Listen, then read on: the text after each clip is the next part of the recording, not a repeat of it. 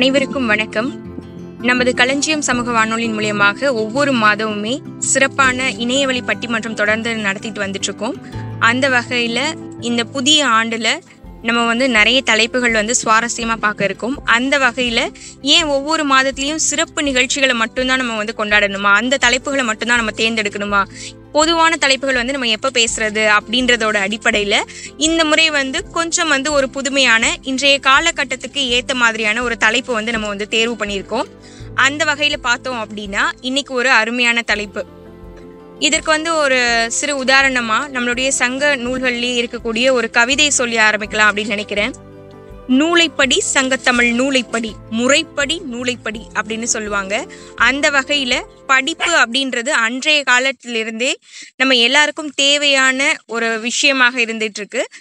ஆனால் அதோட முறைகள் மாறிக்கிட்டே வந்துட்டு இருக்கு. இன்றைய காலகட்டத்தில் கல்வி அப்படின்றது ரொம்பவே சுலபமாக இணைய வழியில கூட கிடைக்கிற அளவுக்கு ரொம்பவே சுலபமாயிருக்கு. அந்த காலத்தில் ஆசானோட வீட்டுக்கு போயிட்டு அவங்களுக்கு சிறு செஞ்சுட்டு கல்வி கற்றுட்டு வந்த காலம் போயிட்டு இன்னைக்கு வீட்டிலேயே சுலபம். ஒரு மொபைல் இருந்தால் போதும், நம்ம இஷ்டத்துக்கு நம்ம நமக்கு தேவையான தகவலை உடனே இணைய வழியில் டைப் செஞ்சு உடனே நம்ம கற்றுக்கிட்டு இருக்கோம். இப்படி காலப்போக்கில் நிறைய மாற்றங்கள் ஏற்பட்டிருக்கு. அதுக்கு ஒரு முக்கியமான அடிப்படை கருவியாக இருக்கக்கூடிய இந்த தொலைபேசியின் வாயிலாக இன்றைக்கு கல்வியானது எப்படி மாறி போயிருக்கு அப்படின்றத ஒரு அருமையான தலைப்பாக நம்ம தேர்வு பண்ணியிருக்கோம். தலைப்பு என்ன அப்படின்றது உங்களோட பேச்சாளர் எல்லாருக்குமே நல்லாவே தெரியும். நம்மளுடைய நேயர்களுக்கும் அதை பற்றி தெரியப்படுத்தலாம். இன்றைய காலகட்டத்தில் தொலைபேசியின் மூலம் கல்வி வளர்கிறதா வீழ்கிறதா, இதுதான் இன்றைய தலைப்பு. இந்த தலைப்பில் சிறப்பாக நம்மளுடைய பட்டிமன்றத்தை கொண்டு போகிறதுக்கும் இந்த தலைப்பை எடுத்துகிட்டு போகிறதுக்கும் நம்மளுடைய நடுவர் அண்ணன் எப்போவுமே உங்கள் எல்லாருக்குமே தெரியும். சிறந்த பேச்சாளர், எழுத்தாளர், அது மட்டும் இல்லை தொகுப்பாளர், நிறைய புத்தகங்கள் வெளியிட்டிருக்காங்க. அப்படிப்பட்ட பல்திறன் படைத்த நம்மளுடைய அண்ணன், நடுவர் அண்ணன், நம்மளுடைய தமிழரசு அண்ணனை வருக வருக அப்படின்னு சொல்லி வரவேற்றுட்டு அடுத்தபடியாக முத்தான நிறைய பேச்சாளர்களை நம்ம தேர்வு பண்ணியிருக்கோம். இந்த முறை மூன்று பேச்சாளர்கள் அப்படின்னு முத்தா தேர்வு பண்ணியிருக்கோம். யாரெல்லாம் பேச்சாளர்களாக வந்திருக்காங்க அப்படின்னு பார்த்தீங்கன்னா, கல்வி வளர்கிறதுங்க. இன்றைய காலகட்டத்தில் தொலைபேசியின் வாயிலாக நீங்கள் என்ன வேணாலும் சொல்லிட்டு போங்க, ஆனால் கல்வி வளர்ந்துக்கிட்டு தான் இருக்குது அப்படின்றதுல பேசுறதுக்கு அனுஷ்யா அவங்க நான் இந்த தலைப்பில் தாங்க பேசுவேன் அப்படின்னு சொல்லியிருக்காங்க. அனுஷ்யாக்காவை பற்றி சொல்லணும் அப்படின்னா வளர்ந்து வரக்கூடிய ஒரு மிக சிறந்த பேச்சாளர். அவங்களுடைய பேச்சு நீங்கள் எல்லாருமே கேட்டிருப்பீங்க. ரொம்பவே ரத்தின சுருக்கமாக இருந்தாலும் கூட அதில் தேவையான கருத்துகள் ரொம்பவே அழகாக அவங்க வெளிப்படுத்துவாங்க. இன்றைக்கும் சிறப்பாக பேச போகிறாங்க அப்படின்னு நினைக்கிறேன். அடுத்தபடியாக யாழினி அவங்களும் நம்மளுடைய பேச்சின் மீது ரொம்பவே ஆர்வத்தோட உங்களுடைய பட்டிமன்றங்களை தொடர்ந்து நான் பயணிப்பேன் அப்படின்றதோட அடிப்படையில் இன்னைக்கு கண்டிப்பாக நான் கலந்துக்கிறேன் அப்படின்னு சொல்லி அவங்களும் கலந்துருக்காங்க. அவங்களும் சிறப்பாக பேச போகிறாங்க அப்படின்றதுல எந்தவித மாற்று கருத்துமே கிடையாது.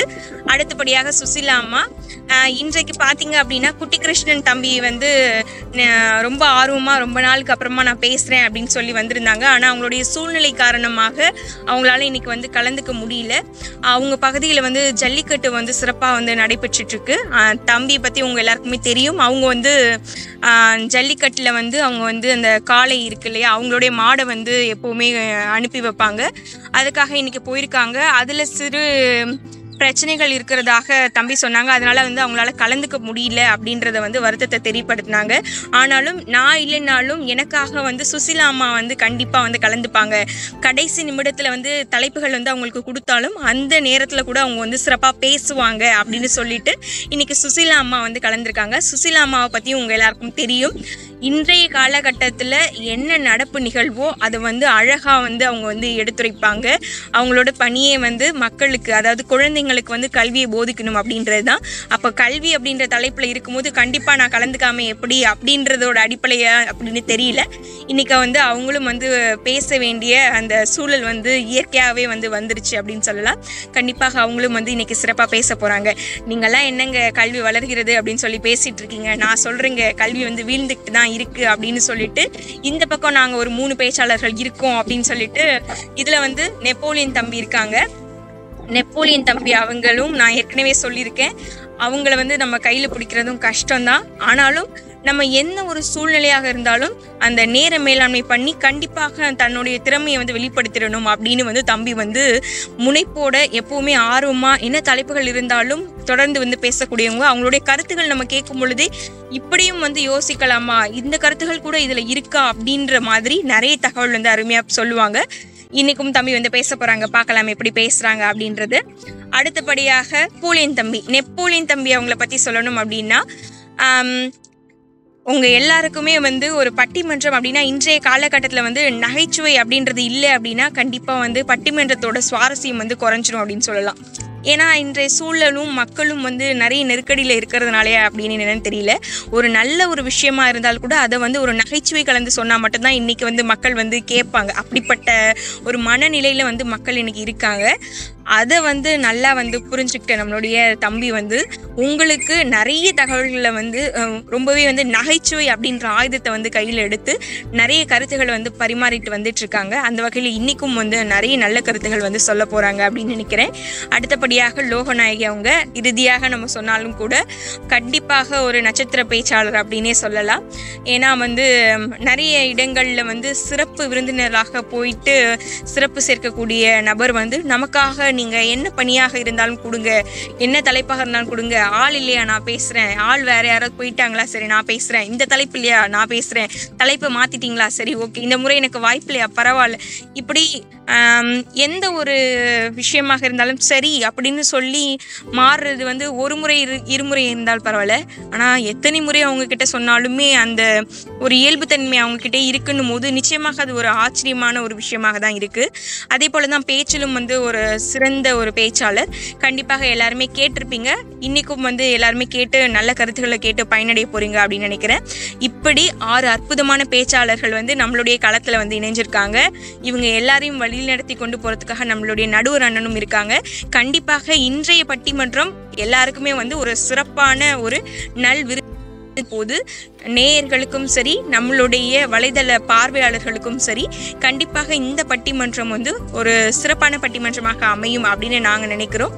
நம்மளுடைய களஞ்சியம் சமூக வானொலி நேயர்களுக்கும் கண்டிப்பாக இது பிடித்தமான நிகழ்வாக இருக்கும் அப்படின்னு சொல்லிட்டு நம்மளுடைய களமானது நடுவர் வசம் ஒப்படைக்கப்படுகிறது.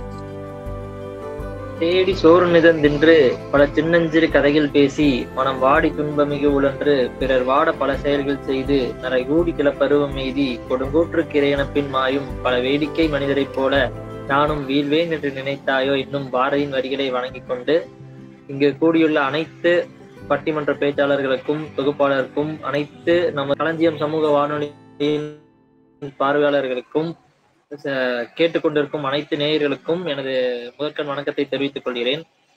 நம்ம பார்த்தோம் அப்படின்னா சொன்ன மாதிரி பவித்ரா தங்கச்சி அவர்கள் சொன்ன மாதிரி நிறைய சிறப்பு பட்டிமன்றங்கள் நடத்திட்டு இருந்தோம். இப்போ வந்து ஒரு பொதுவான தலைப்புல வந்து நம்ம பட்டிமன்றம் நடத்துறதுக்கான வாய்ப்பு வந்து நம்ம இந்த மாதம் வந்து நமக்கு அமைந்திருக்குது. இது வந்து பாத்தீங்கன்னா களஞ்சியம் சமூக வானொலி நம்ம கிட்டத்தட்ட எனக்கு தெரிஞ்சு இது வந்து 10க்கும் தாண்டிய தொடர் மாத நிகழ்வா வந்து அமைந்திருக்கிறது. அதுவே வந்து பாத்தீங்க அப்படின்னா ஒரு வரவேற்கத்தக்க நிகழ்வா தான் நம்ம கருதணும். ஏன்னா தொடர்ந்து வந்து மாதம் நடத்திட்டு இருக்கிறது அப்படிங்கிறது அந்த கன்சிஸ்டன்சியா நடத்திட்டு இருக்கும்போது தான் எல்லாத்துக்கும் வந்து வாய்ப்புகள் நிறைய கிடைக்க ஆரம்பிக்கும். அதே மாதிரி அந்த தொடர்ச்சியும் வந்து வந்துட்டே இருக்கும். அது அந்த வகையில் போயிட்டு இருக்கிறது மிகவும் மகிழ்ச்சி அளிக்கிறது. இன்றைய தலைப்பு வந்து பார்த்தோம் அப்படின்னா ரொம்ப ஒரு புதுமையான தலைப்பு அப்படின்னு சொல்லலாம். ஏன்னா நிறைய பேர் நிறைய விதமா செல்போனை பத்தி தனியா பேசியிருப்பாங்க, கல்வியை பத்தி தனித்தனியா பேசியிருப்பாங்க. பட் இரண்டையும் ஒரு கொண்டு வந்து அதுலயும் 3 பேச்சாளர்கள் இரு அணிகளையும் எடுத்து பேசுவது இன்னும் சிறப்பான ஒரு தலைப்பா அமைந்திருக்குது. அப்படிப்பட்ட தலைப்பு என்னன்னு கேட்டோம் அப்படின்னா, இன்றைய காலகட்டத்தில் தொலைபேசியின் மூலம் கல்வி வளர்கிறதா கல்வி வீழ்கிறதா அப்படிங்கிறதா வந்து இன்றைய தலைப்பா வந்து அமைந்திருக்கிறது. ஒரு புதுமையான தலைப்புன்னு தான் சொல்லணும். ஏன்னா கல்வி வளர்ந்திருக்கா வீழ்ந்திருக்கா அப்படின்னு பொதுவா நிறைய பேர் பேசலாம். இப்ப வந்து செல்போனை வச்சு நம்ம தொலைபேசிகளை வைத்து, ஏன்னா இப்ப முதல்ல நம்ம இது ஒரு 5 வருஷத்துக்கு முன்னாடி நடத்திருந்தோம் அப்படின்னா கண்டிப்பா வந்து மிகப்பெரிய கேள்விக்குறியா இருந்திருக்கும் இந்த ஒரு தலைப்பே. பட் அந்த கோவிட்னு வந்ததுக்கு அப்புறம் எல்லாமே இணைய வழியில் ஆனது, எல்லாமே தொலைபேசி வழியா ஆனதுக்கு அப்புறம் பாத்தீங்க அப்படின்னா கல்வியுமே பார்த்தோம் அப்படின்னா நிறைய வந்து இணைய வழியில் கற்றுக்கொள்ள வேண்டிய அவசியம் வந்து ஏற்பட்டிருக்கிறது. அப்படி இருக்கிற காலகட்டத்துல இது வந்து ஒரு முக்கியமான தலைப்பாவே நம்ம கருத முடிகிறது. அந்த தொலைபேசி மூலம் வந்து நம்ம வந்து கல்வி வந்து வளர்ந்துட்டு இருக்குதா இல்ல வீழ்கிறதா அப்படிங்கிற தலைப்பை வந்து நம்ம பேச போறோம். இப்ப கல்வின்னு எடுத்துக்கிட்டோம்னா அது எவ்வளவு முக்கியம் அப்படிங்கிறது எல்லாத்துக்குமே தெரியும். திருவள்ளுவரே கூட கற்க கசடற கற்பவை கற்றபின் நிற்க அதற்கு தக அப்படின்னு வந்து சொல்லியிருக்காரு. கல்விய வந்து ஒருத்தர் வந்து கசடு இல்லாம, அதாவது எந்த ஒரு இடர்பாடும் இல்லாம தெளிவா வந்து கத்துக்கிட்டாங்க அப்படின்னா, அவங்களுக்கு வந்து சப்போர்ட்டுக்கு வந்து யாருமே தேவையில்ல. அவங்க வந்து தனியாவே வாழ்க்கை நடத்தலாம் அப்படிங்கிற ஒரு அதை வந்து திருக்குறள்லயே வந்து சொல்லியிருப்பாரு. அதே மாரி அந்த திருக்குறளோட சிறப்பு என்னன்னு கேட்டீங்க அப்படின்னா, அந்த திருக்குறள்ல வந்து பாத்தீங்கன்னா, எந்த ஒரு இடத்துலயுமே துணைக்கால் அப்படிங்கிறது வந்து வந்திருக்காது. எல்லாமே வந்து கற்க, கசடற, கற்பவை, கற்றபின் நிற்க அதற்கு தக. எதுலயுமே துணைக்கால் வந்திருக்காது. இதுலயும் சிம்பாலிக்கா என்ன சொல்றாரு அப்படின்னா, கல்வி வந்து கத்துக்கிட்டோம் அப்படின்னா, துணைக்கால் இல்லாத மாரி இந்த திருக்குறள்ல யாருக்குமே வந்து எந்த துணையும் தேவையில்லை அப்படிங்கிற ஒரு விளக்கம் வந்து அமையுது. அந்த அளவுக்கு சிறப்பா வந்து கல்விய பத்தி திருவள்ளுவர் வந்து பல வருடங்களுக்கு முன்னாடியே வந்து சொல்லியிருக்காரு. இப்ப நம்ம இந்த காலத்துல இப்ப நம்ம கல்வி அப்படின்னா என்னன்னு எடுத்துக்கிட்டோம் அப்படின்னா, இந்த பட்டிமன்றத்த பொறுத்தவரைக்கும் கல்வி அப்படிங்கிறது நம்ம போயி ஸ்கூல்ல தான் படிக்கணும் அப்படிங்கிற அவசியம் இல்ல. இந்த காலகட்டத்துல எல்லாமே மாறிருச்சு. நம்ம ஒரு சின்ன விஷயம் ரோட்ல போம்போது ஒரு விஷயத்த பார்த்து ஒருத்தங்க நல்லது பண்றாங்க. இல்ல ஒருத்தங்க வந்து இப்ப ட்ரைனேஜ் கீது தொறந்திருக்கு. அதை எடுத்து முடிக்கிறாங்கனாலும், அது ஒரு ஒரு நமக்கான ஒரு வகையில கல்வியா தான் நம்ம கருதணும். நம்ம வந்து ஒரு குழந்தைகள கூப்பிட்டு போயிட்டுருக்கோம். அந்த மாரி ஒருத்தவங்க வந்து ஏழைகளுக்கு உதவி செய்றாங்க. அதைய வந்து நம்ம கத்துக் குடுக்கணும். குழந்தைகளுக்கு அ இது வந்து ஒரு நல்ல செயல். அந்த மாரி வந்து கத்துக் குடுங்க. அது எல்லாமே வந்து நம்ம கல்வியில கொண்டு வரலாம். இப்ப நம்ம ஸ்கூலுக்கு போய் உட்கார்ந்து படிக்கணும், இல்ல வீடியோல பார்த்து, பிரசன்டேஷன்லாம் பார்த்து, அ எல்லாமே கிராபிக்ஸ்ல, வீடியோஸ்ல பார்த்து தான் படிக்கணும் அப்படிங்கிற அவசியம் இல்ல. ஒரு சின்ன சின்ன நிகழ்வுகள் கூட நமக்கு அந்த கல்வியா வந்து அமைய முடியும். அந்த மாரி இருக்கும்போது கல்விங்கிறது எது கத்துக்கிற விஷயம் குழந்தையாகட்டும், பெரியவர்களாகட்டும், எதையெல்லாம் கத்துக்கிறாங்களோ எல்லாமே வந்து அந்த கல்வி அப்படிங்கிறதுக்குள்ள அடங்கிரும். அதுல நல்ல கல்விகளை கத்துக்கிறாங்களா, நல்ல முறையில கத்துக்கிறாங்களா, பழக்கவழக்கங்கள் கத்துக்கிறாங்களா, எல்லாமே வந்து அந்த வகைக்குள்ள வந்து நம்ம கொண்டு வரலாம். அப்படி இருக்கும்போது இந்த பட்டிமன்றத்தோட தலைப்பு பார்த்தோம் அப்படின்னா, இன்றைய காலகட்டத்தில் தொலைபேசி. தொலைபேசி அப்படின்னு எடுத்துக்கிட்டோம் அப்படின்னாலே, கடந்த ஒரு 15 வருஷத்துல அதோட வளர்ச்சி அப்படிங்கிறது மிகப்பெரிய ஒரு வளர்ச்சி அப்படின்னு தான் சொல்லணும். இணையங்கள் வர ஆரம்பிச்சது. அதே மாரி நமக்கான இணைய வசதிகளும் பல தொலைத்தொடர்புகளும் வந்து பார்த்தீங்கன்னா, எளிமையாகப்பட்டது. ஃப்ரீயாவே வந்து இன்டர்நெட் எல்லாம் கிடைக்க ஆரம்பிச்சது. அதுக்கப்புறம் இன்டர்நெட்டோட வசதிகள் டெவலப் ஆக அதோட காஸ்ட் வந்து கம்மியானுச்சு. கிட்டத்தட்ட நம்ம ஒரு ஜியோலாம் வரக்கு முன்னாடி பார்த்தோம் அப்படின்னா, 1 மாசத்துக்கே 1 ஜிபி தான் போட்டுருப்போம். இதான் வந்து நிதர்சனமான உண்மை. அதுக்கே வந்து பார்த்தீங்கன்னா, நம்ம ரூ. 300 ரூ. 400 பக்கம் பேக் போட்டு 1 மாசத்துக்கு 1 ஜிபி தான் நாம யூஸ் பண்ணிட்டு இருந்த காலங்கள். இப்ப இருக்கிற பசங்க எத்தன பேத்துக்கு அது தெரியும் தெரியல. மொத்தமே பார்த்தோம் அப்படின்னா, ஒரு மாசத்துக்கே 1 ஜிபி தான் இருக்கும். இப்ப பார்த்தோம் அப்படின்னா, ஒரு நாளைக்கு 2 ஜிபி இல்லாம அ பயன்படுத்துறதே கிடையாது. அந்த அளவுக்கு வந்து வளர்ந்துருக்காங்க. அவங்களுக்கெல்லாம் இப்ப இருக்கிற காலகட்டத்துல வெறும் மாசத்துக்கு 1 ஜிபி வச்சு பயன்படுத்த சொன்னா, கண்டிப்பா வந்து அவங்க பயன்படுத்த முடியாது. அந்த அளவுக்கு வந்து இணையத்தோட வளர்ச்சியும் ஆகட்டும், இணையத்தோட தேவையும் வந்து அதிகரிச்சிருக்கு. அப்படி இருக்கும்போது இணையம் வழியா நெறைய கல்விகளும் கத்துக்கிறாங்க. யூடியூப்ல ஆகட்டும், இல்ல இணைய வழி கிளாஸ் ஆகட்டும். கிளாஸே பார்த்தீங்கன்னா, நம்ம கோவிட் அப்ப எல்லாமே வந்து பார்த்தீங்கன்னா, இணைய வழியில தான் நடக்க ஆரம்பிச்சது. அதே மாரி புது புது விஷயங்கள் நெறைய ஆப்ஸ் வந்துருச்சு. கத்துக்கிறதுக்குன்னே பைஜூஸ் ஆகட்டும், அதே மாரி அ பைஜூஸ் மாரியான நெறையா வந்து சமூக வலைத்தளங்கள்ல குயிக் லேர்னு, லேர்னிங் பிளாட்ஃபார்ம்ஸ் எல்லாம் நெறைய வந்துருச்சு. அதுல எல்லாமே பார்த்தீங்கன்னா, நெறைய நம்ம படிச்சு நெறைய சர்டிஃபிகேஷன்ஸ் வாங்குற மாரியான இதெல்லாமே நம்ம தொலைபேசி மூலமாவே பண்ற அளவுக்கு வந்துச்சு. Googleல கூட வந்து பார்த்தீங்கன்னா, நெறைய கோர்சஸ் ஆஃபர் பண்ணிட்டு இருக்காங்க. அப்ஸ்கில்லு அந்த மாரியான பிளாட்ஃபார்ம்ஸ் நெறைய வந்திருக்கு. இதெல்லாம் வச்சு வந்து நம்ம கல்வி வந்து எந்த அளவுக்கு வளர்ச்சி அடைந்திருக்கா? இல்ல எந்த அளவுக்கு வீழ்ச்சி அடைஞ்சிருக்கு? இணைய வழியில பரீட்சை எழுதி நெறைய பேர் வந்து ஃபெயில் ஆயிருக்கலாம். அந்த மாரிலாம் நெறைய நிகழ்வுகள் நடந்திருக்கலாம். இல்ல இப்ப ஒண்ணுமே தெரியாதவன் இணைய வழியில பரீட்சை எழுதி பாஸ் ஆகுறதா இருக்கலாம். இந்த மாரி நெறைய வந்து அமைந்திருக்கு. இது எல்லாமே வந்து 6 பேச்சாளர்கள் இருக்காங்க. இதை பத்தி விரிவா வந்து கலந்துரையாடுவாங்க அப்படின்னு நம்ம நம்பலாம். முதல்ல பார்த்தோம் அப்படின்னா, இன்றைய காலகட்டத்தில் தொலைபேசியின் மூலம் கல்வி வளர்கிறது என்ற அணியில் பேசுவதற்கு செல்வி அனுஷியா அவர்களை அன்போடு அழைக்கிறேன்.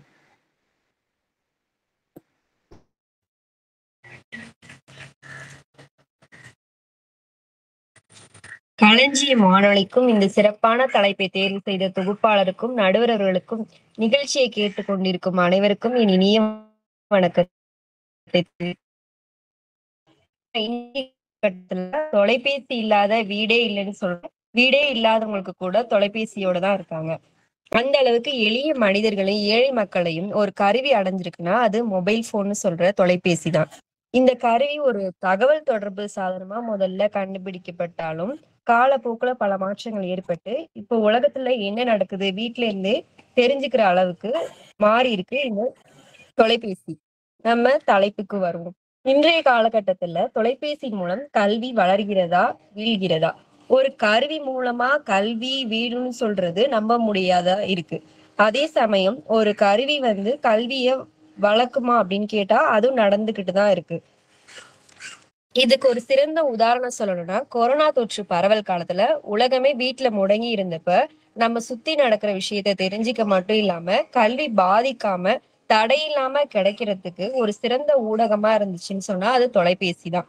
ஒரு 10 வருஷத்துக்கு முன்னாடி பாட புத்தகம்லாம் எப்படி இருந்திருக்குன்னு பாத்தீங்கன்னா கருப்பு வெள்ளை பக்கங்களை புரட்டிட்டு இருந்திருப்போம். இப்ப QR கோட்னு சொல்ற விரைவு துலங்கி குறி எல்லா பாடநூல்களிலுமே இடம்பெற்றிருக்கு. கல்வியை வீழ வைக்கவா இந்த முறையெல்லாம் வச்சிருக்காங்க? புத்தகத்தை தாண்டி மாணவர்களுக்கு பாடம் மீது ஆர்வத்தை ஏற்படுத்துறதுக்கும் கல்வி முறைகள்ல புதிய யுத்திகளை பயன்படுத்தி மாணவர்களுக்கு புதிய முறைகளை பயன்படுத்துறாங்க. அதுக்கு உதவுறதுக்கு ஒவ்வொரு ஆரம்ப கல்வி ஆசிரியருக்கும் டேப் அரசாங்கமே கொடுத்திருக்காங்க. இது எப்படியா அழிவு பாதையா சொல்ல முடியும்? கல்வின்னு சொல்றது வெறும் பள்ளி கல்லூரி படிப்பை தாண்டி திறன்களை வளர்த்துக்கிறதுக்கும் படிக்கிறதுக்கும் அதுவும் ஒரு கல்விதான். இப்ப ஜாவா, C++, புதிய புதிய கோடிங் படிப்புல இருந்து எல்லாமே எங்க படிக்கலாம், என்ன படிக்கலாம், நம்ம ஊர்கிட்ட எது இருக்கு, எது கட்டணம் குறைவா இருக்கும், எல்லாமே தெரிஞ்சுக்கிறதுக்கும் சில திறன்கள் மட்டும் இல்லாம பல திறன்கள், உதாரணமா பாடல், சமையல், வண்ணம் தீட்டுதல், ஓவியம்னு எந்த நேரத்துல வேணாலும் என்ன வேணாலும் கத்துக்கலாங்கிற அளவுக்கு தொலைபேசி நமக்கு உதவிக்கிட்டு இருக்கு. பள்ளி படிப்பு முடிச்சதும் எந்த பிரிவு எடுத்து படிச்சா வேலை எளிதா கிடைக்கும் வீட்ல இருந்தே தெரிஞ்சுக்க முடியுது. 12ஆம் வகுப்பு முடிச்சதும் ஒரு 10 வருஷத்துக்கு முன்னாடி ஒண்ணு பொறியியல் படிப்பை தேர்ந்தெடுப்பாங்க, இல்லைன்னா கலை அறிவியல், மருத்துவம்னு வேற எந்த படிப்புமே பெரிதா மக்களுக்கு தெரியாது. இப்ப பட்டப்படிப்பு இல்லாமலே வேலை தர மாதிரி எத்தனையோ தொழிற்கல்வி படிப்புகளும் வந்திருக்கு.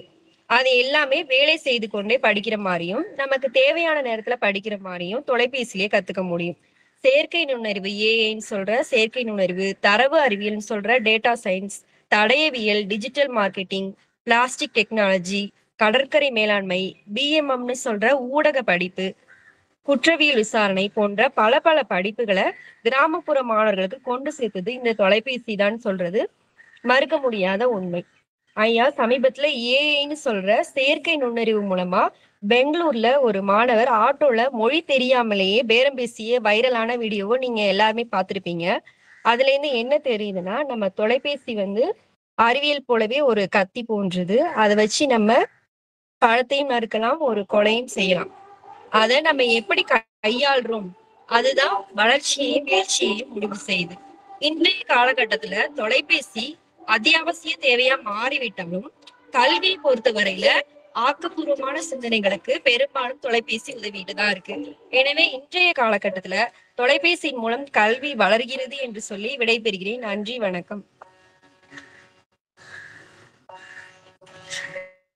சிறப்பு சிறப்பு செல்வி அனுஷியா அவர்களே. அற்புதமா உங்களோட கருத்துக்கள் சுருக்கமான கருத்துக்களா இருந்தாலும் ஒரு ஆழ்ந்த கருத்துக்களா தெரிவிச்சிருக்கீங்க. எல்லா வகையிலும் எல்லா துறைகளையும் கொஞ்சம் தொட்டு தொட்டு தொட்டு கல்வி இந்த காலகட்டத்துல தொலைபேசி எந்த அளவுக்கு கல்விக்கு வளர்ச்சி அடைக்கிற விதத்தில் இருக்கிறது, பயன்படுகிறது அப்படிங்கிறத சொல்லியிருக்கீங்க. நம்ம உலக நிகழ்வுகள் எல்லாமே நம்ம கத்துக்கிறதுக்கு, நம்ம தெரிஞ்சுக்கிறதுக்கு தொலைபேசி அப்படிங்கிறது மிகவும் ஒரு இன்றியமையாததா இருக்கு அப்படின்னு தான் நம்ம சொல்லணும். அதே மாதிரி கொரோனா காலகட்டத்துல சொன்ன மாதிரி இப்ப இந்த தொலைபேசி அப்படிங்கிறது இல்லை அப்படின்னா யாருமே அந்த கல்வி அப்படிங்கிறத கத்துக்கவே முடியாது. அந்த சமயத்துல யாராலையும் பள்ளிகளுக்கோ கல்லூரிகளுக்கோ சென்றிருக்க முடியாது. அந்த சமயத்துல தொலைபேசி மூலமா தான் நம்ம நிறைய கல்வி கத்துக்கிட்ட மாதிரி இருந்தது. அதே மாதிரி நிறைய அரசாங்கங்களும் புதிய புதிய உக்திகளை கையாற ஆரம்பிச்சாங்க. இணைய வழியில எப்படி ஸ்கில்ஸ் டெவலப் பண்ணலாம், எப்படி திறமைகளை வெளிக்கொண்டு வரலாம் அப்படின்னு அரசு கல்விகளையும் மடிக்கணினி கொடுக்கிறது, டேப் கொடுக்கறது, இந்த மாதிரியான திட்டங்கள்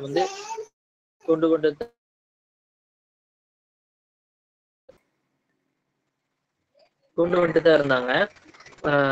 அது மட்டும் இல்லாம அந்த கரியர் கைடன்ஸ் பத்தின தகவல்கள் எந்த பிரிவு எடுக்கலாம், எந்த எந்த துறையிலுக்கு இப்போ நம்ம எந்த படிச்சா எந்த துறையில் வேலைக்கு போகலாம் அப்படிங்கிற மாதிரியான தகவல் எல்லாமே வந்து பார்த்தோம் அப்படின்னா இப்போ வந்து தொலைபேசியிலேயே நம்ம வந்து நிறைய கத்துக்க முடிகிறது.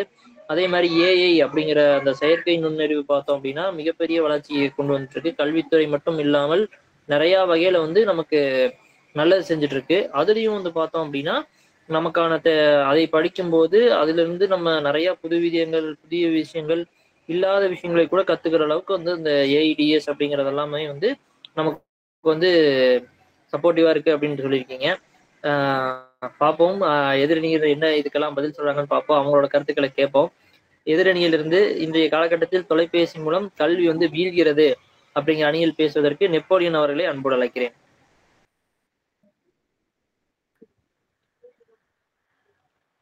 பாரதியின் கவிதைகளிலே பிறந்து கம்பனின் வரிகளிலே வளர்ந்து தமிழ் எண்ணுகின்ற தாய்மடியிலே தவழ்ந்து நாவல் அமிழ்தம் எண்ணுகின்ற தமிழை கொடுத்த எனது தமிழ் அன்னையை முதற்கணமாக வணங்கி எல்லா நாட்களிலுமே எங்கள் சமூக வானொலி களஞ்சியமாக நடைபெறுகின்ற அனைத்து பட்டிமன்றங்களிலுமே சிறப்பாக அமையும். அதை போன்று இன்றைக்குமே ரொம்ப அருமையான தலைப்பு எங்கள் நடுவர் அவர்கள் கொடுத்திருக்காங்க. கல்வி வளர்கிறதா வீழ்கிறதா தொலைபேசி மூலமாகவே கொடுத்திருக்காங்க. என்ன கேட்டீங்கன்னா நடுவர் அவர்களே, இதை கேட்கின்ற வானொலி மக்களுக்கும் உண்மையா சொல்லணும்னா தொலைபேசியின் மூலமாக நடக்கின்ற அனைத்தும் கல்விகளும் வீழ்கிறது அப்படிதான் நான் சொல்வேன். என்னடா இவன் வீழ்கிறது அப்படின்னு சொல்லிட்டானே அப்படின்னுட்டு ஒரு யோசனை எதிர்த்தரப்புல இருந்து ரொம்ப அருமையா பேசுனுச்சு அந்த அம்மா. என்ன பேசுனுச்சுன்னு எனக்கும் தெரியல, என் அணிக்கு ஒண்ணுமே புரியல நடுவர் அவர்களே. கல்வியின் மூலமாக சமுதாயத்துல பல மாற்றத்தை கொண்டு வர முடியும், நம்மளுடைய சமுதாயங்கள்ல பல திருப்பு முனைகளை கொண்டு வர முடியும். நான் அப்படிலாம் படிச்சிருக்கேன். எங்க அம்மாவெல்லாம் சொல்லுவாங்க, தம்பி, கல்வி என்பது சமுதாய பந்தம் மட்டும் கிடையாதுடா, திருமண பந்தம் வரைக்கும் கை கூடுண்டானே எங்க அம்மா சொல்லுவாங்க. ஆனா அது அப்ப எனக்கு புரியல சார். இப்ப எனக்கு புரியும் சார். இப்ப கை கூடிடுச்சா? கூடிட்டு சார். திருமண பந்தத்தை கூட்டக்கூடியது கல்வி அப்படிங்கிறது ஒன்றுதான் தவிர தொலைபேசியின் மூலமாக என்னைக்குமே திருமண பந்தம் கூடாது. நடுவர் அவர்களே, உலகத்தை சுருக்கி உள்ளங்கையிலே கொடுக்கிறது அப்படின்ட்டுலாம் எதிர்த்தரப்புல இருந்தெல்லாம் ரொம்ப அருமையா பேசுவாங்க. மொபைல் அப்படிங்கிறது உலகை சுருக்கி உள்ளங்கையில கொடுத்துட்டுன்னு சொல்றாங்க. ஆனா மனிதனுடைய உள்ள உணர்வையும் சுருக்கி விட்டது அப்படிங்கிறது ஐயா நிதர்சனமான உண்மை. ஐயா அலைபேசி எப்படியோ அறிவாளிகளை உருவாக்கிட்டு கல்வியின் மூலமாக அப்படின்ட்டு பேசுறாங்க. உண்மையிலே அறிவாளிகளை உருவாக்கி இருக்குதோ இல்லையோ தெரியல, ஆனா உண்மையாக சொல்லணும்னா அரக்கர்களை நிதர்சனமாக உருவாக்கி இருக்கு. நடுவர் அவர்கள் அலைபேசி இல்லாத காலத்திலும் கூட, அன்றைய காலத்துல எல்லாம் ஒரு அலைபேசி இல்லாத கூட ஒரு மரப்பாச்சி பொம்மைகளை கொண்டு அந்த பெண்மணிகள் என்ன செய்வாங்கன்னா அதற்கு பாவாடைகள் அணிவித்து அந்த பொம்மையை அலங்கரித்து செய்வார்கள். ஆனா இன்னைக்கு இந்த அலைபேசியின் மூலமாக நிறைய பொம்மை வச்சுட்டு அதுக்கு அலங்காரம் செஞ்சுட்டு இருக்கோம்ல, அப்ப வளர்ச்சி தானே. நடுவர் அவர்களே, அது வளர்ச்சியை நான் சொல்லக்கூடிய விதத்தை புரிந்து கொள்ளுங்களேன். வளர்ச்சி அப்படிங்கிறது என்ன தெரியுமா? உங்களுடைய மொபைல் ஆண்ட்ராய்டு மொபைல் சொல்றீங்க. உண்மையில சொல்ற, நல்லா கவனிங்க.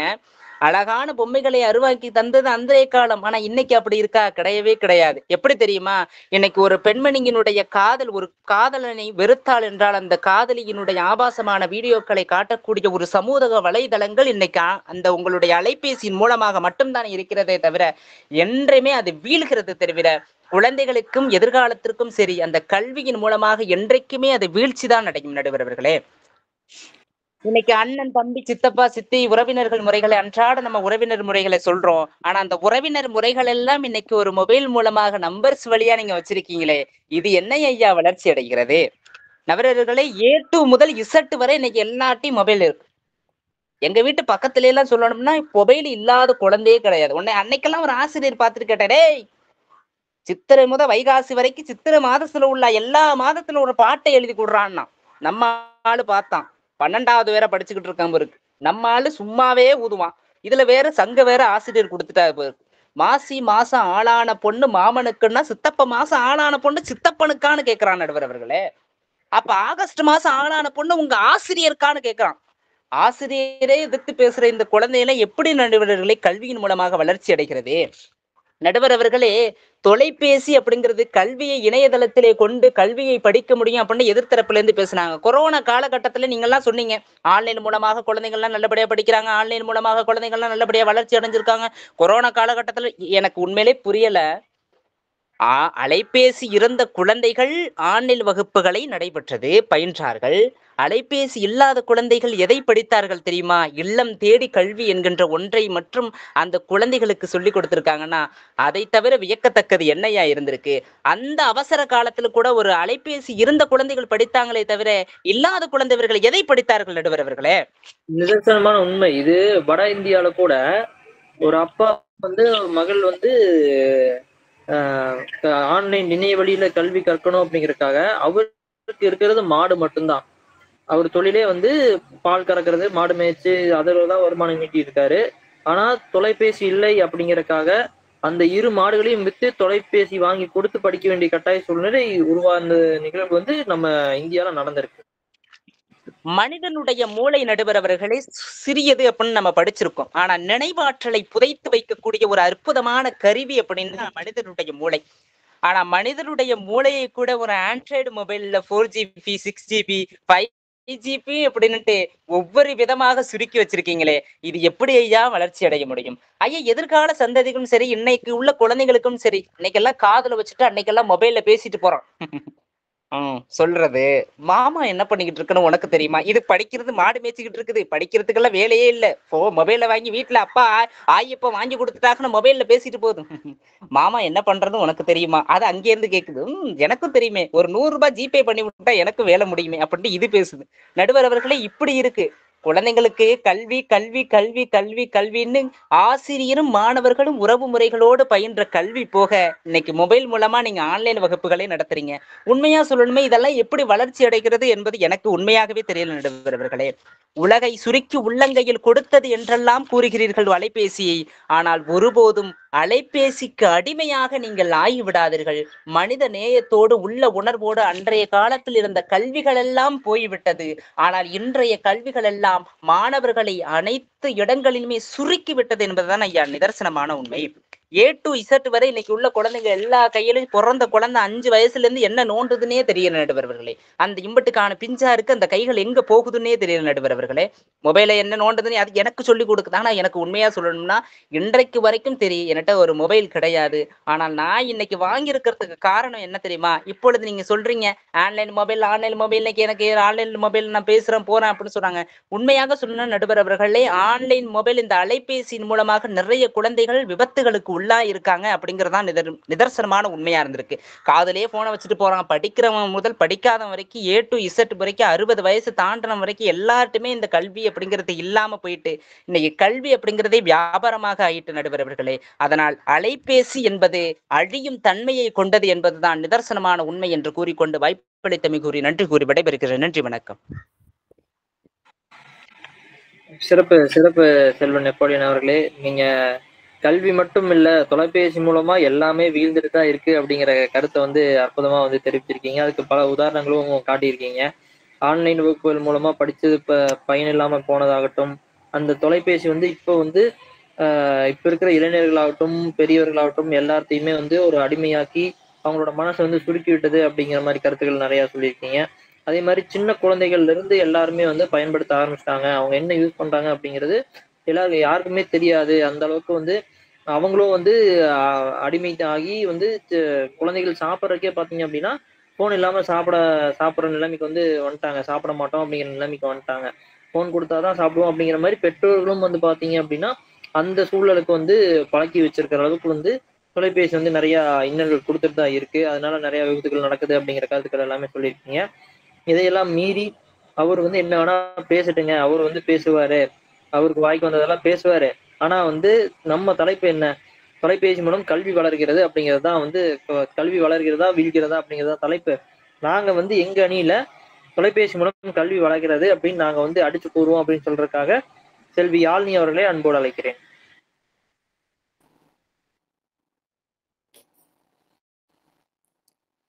வீணை தன்னையே கையில் எழுந்திடும் ஞானவல்லியே நீயே, வெள்ளை தாமரை பூவின் மேலேயே ஆளும் செல்வியே நீயே, எந்தன் வாக்கு மேடையில் இன்று ஆடும் வாணியே, எந்த நாளும் மேன்மையில் என்னை ஏற்றும் ரேணியே, அன்னை நீ அல்லவா இன்னும் நான்.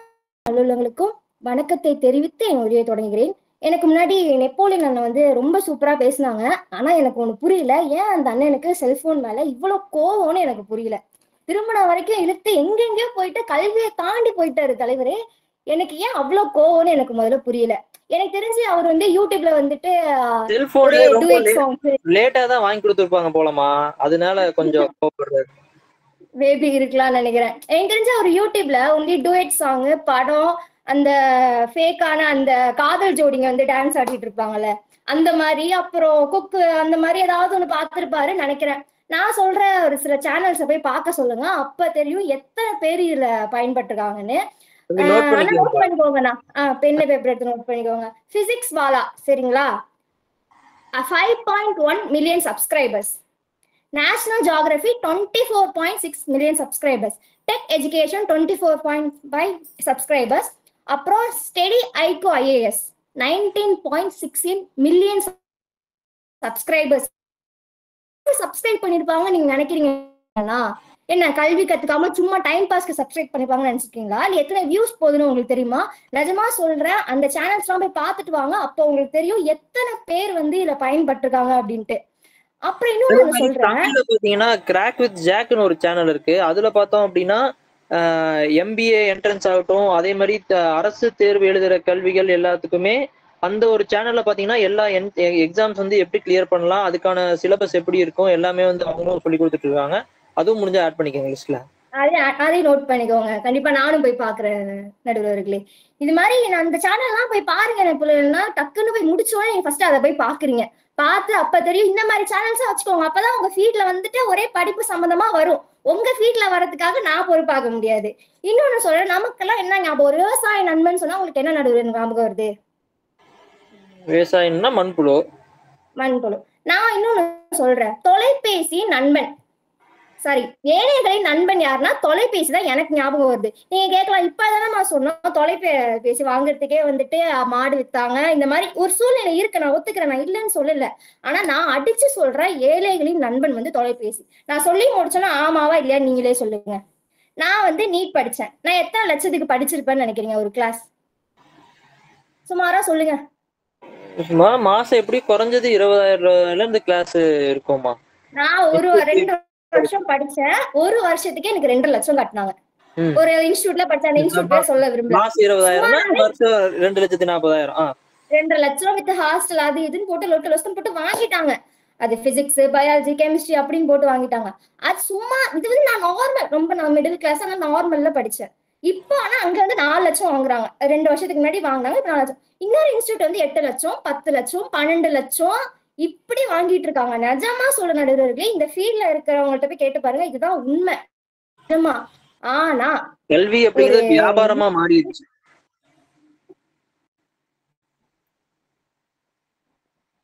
ஆமா, வியாபாரம் தாண்டி இப்ப அது ஒரு சொல்றதே தெரியல. அந்த அளவுக்கு நம்ம கையில பிடிக்க முடியாத அளவுக்கு போயிடுச்சு. நேர்ல போய் நீங்க கத்துக்கணும். ஆனா ஒரு தொலைபேசி இருந்தா போதும். நீட்டுக்கான அத்தனை சேனல்ஸ் இருக்கு நடுவர்களே. நிஜமா பயாலஜி உனக்கு தேவையா? போடு, இந்த சேனல் போடு. பயோகெமிஸ்ட்ரி, பயாலஜி சிம்பிளிஃபைடு போடு, இப்போ கத்துக்கோ. பிசிக்ஸ் உனக்கு தேவையா? பிசிக்ஸ் வாலா போய் கத்துக்கோ. கெமிஸ்ட்ரி. நிறைய பேர் வீட்ல இருந்தா அந்த ஒரு தைரியத்தை யார் கொடுத்ததுன்னு நினைக்கிறீங்க?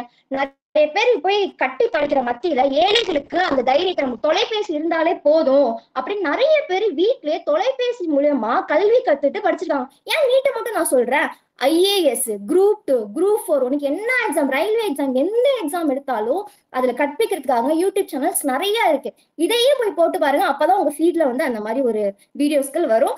டூயட் சாங்ஸ், கப்பல்ஸ் ஜோடி சாங்ஸ் உங்களுக்கு வராது. இதுதான் உண்மை. அப்புறம் இன்னொன்னு சொன்னாரு, 5 வயசு குழந்தைங்க கையில போனு, சாப்பாடு ஊட்டணும்னா போனு. எந்த ஒரு போனும் பிறந்த குழந்தைக்கு போயிட்டு ஆமா அம்மா நான் தான் போனு, நீ என்ன பார்த்தாதான் சாப்பிடுவேன் அப்படின்னு சொல்லல. எந்த ஒரு போனும் போய் நடந்து போய் எந்த ஒரு குழந்தைகிட்டையும் சொல்லல. அது பெற்றோர்களின் தவறு. அப்பெல்லாம் உங்களுக்கு நேரம் இல்லை, அந்த பெற்றோர்களுக்கு ஏதாவது ஊட்டி அம்மா அப்பா நிலா சோறு காட்டி அவங்க கூட்ட நேரம் இல்லை. செல்போனை பார்க்கதான் ஊட்டுது. குழந்தைக்கு பழக்கப்படுத்தினது யாரு? சின்ன வயசுலயே நீ போனை பார்த்து ஊட்டி ஊட்டி ஊட்டி அப்புறம் பெரிய பண்ண போனு தான் பாக்குது. இந்த தலைப்பு வந்து வேற, பெற்றோர்களின் வளர்ப்பு சரியா தவறான்ற வேற பட்டிமன்றத்துல நம்ம பார்த்து போனேன் போலன்னா, இது வந்து கல்வி வளர்க்குதான் வீழ்குதாங்கிற ஒரு பட்டிமன்றம். திருப்பியும் சொல்றேன், இன்னும் ஒரு அவேர்னஸ் ஒரு வீடியோ ஒண்ணு சொல்றேன் நடுவர்கள்னா, இது கண்டிப்பான ஒரு அவேர்னஸ் எல்லாருமே தெரிஞ்சுக்கணும். நமக்கு வந்து என்னன்னா போன்ல இல்ல, நமக்கு இந்த கிட்ஸ் மூட் அப்படின்னு ஒண்ணு இருக்கு சரிங்களா, அதை நம்ம ஆன் பண்ணிக்கணும். யூடியூப்ல நிறைய பேர் ஆமா யூடியூப்ல நிறைய பேருக்கு இது தெரிய மாட்டேது, அதான் உண்மை. அந்த கிட்ஸ் மோட் ஆன் பண்ணிக்கிட்டோம் அப்படின்னா 18+ வீடியோ, கெட்ட வார்த்தை வீடியோ எல்லாம் வராது. அந்த மாதிரி உங்களுக்கு குழந்தைங்க உங்க வீட்டுல இருக்காங்களா? நிஜமா சொல்றேன், இப்ப என் வீட்டுல எங்க பாப்பா போன் வந்தோடனே நான் அதெல்லாம் ஆஃப் பண்ணிட்டேன். தப்பி தவறி கூட என் பிள்ளைங்க என்னோட தங்கச்சிங்க அதை பாத்துடக்கூடாதுன்னு நான் ஆஃப் பண்ணி வச்சிருக்கேன். அந்த மாதிரி ஒரு வீடியோஸ் எல்லாம் உங்களுக்கு இன்னும் சொல்லணும்னா ஒரு ஆப்போட லிமிட் இருக்கு. ஒரு யூடியூப் போயிட்டு 2 மணி நேரத்துக்கு மேல நான் பார்க்க கூடாது அப்படின்னா அது ஆஃப், 2 மணி நேரம் நீங்க பாத்துட்டீங்க அப்படின்னா அது ஆஃப் ஆயிடும் தானாவே. அது திருப்பி 24 மணி நேரம் கழிச்சுதான் ஆன் ஆகும். இந்த மாதிரி ஒரு செட்டிங்ஸ் எல்லாம் இருக்கு உங்க போன்ல. போயிட்டு ஒரு ஆப் செட்டிங்ஸ்னு போய் பார்த்துட்டு அதெல்லாம் ஆஃப் பண்ணி ஆன் பண்ணி வைங்க. நீங்களே ரீல்ஸ் ஒரு 4-5 மணி நேரம் பாக்குறீங்க, உங்களாலே கண்ட்ரோல் பண்ண முடியல. உண்மைதான் போலியெல்லாம் பாக்குறீங்களான்னு தெரியல, சரி மத்தவங்க கேட்டுக்கோங்க. அது மாதிரி இருக்கு ஒரு செட்டிங்ஸ். குழந்தைங்க கொடுக்குறீங்கன்னா அந்த மாதிரி கொடுங்க. இவ்வளவு பேர் சொல்றாங்க குழந்தைங்கன்னு, ஆனா என்னோட தங்கச்சி ஒரு உதாரணத்துக்கு சொல்ற நடுவர்களே, நம்மளாம் பரதநாட்டியம் எப்ப நமக்கு தெரியும்? நான்லாம் 6 வயசுல தான் கத்துக்கிட்டேன். உங்களுக்கு ஏதாவது ஒரு திறமைனா எப்ப நம்ம கத்து இருந்திருப்போம் நான் நினைக்கிறீங்க? ஒரு 8 வயசுல. ஐடியா இல்ல. ஓகே, என் தங்கச்சி இப்ப வந்து 2வது படிக்கிறா, 2வது போறாங்க இப்ப அடுத்தது. அவளுக்கு 3 வயசு இருக்கும்னு நினைக்கிறேன். எங்க அக்கா அப்பவே கொஞ்சம் உஷாரு, போன்ல அந்த செட்டிங்ஸ் எல்லாம் ஆன் பண்ணிட்டு நினைக்கிறேன்.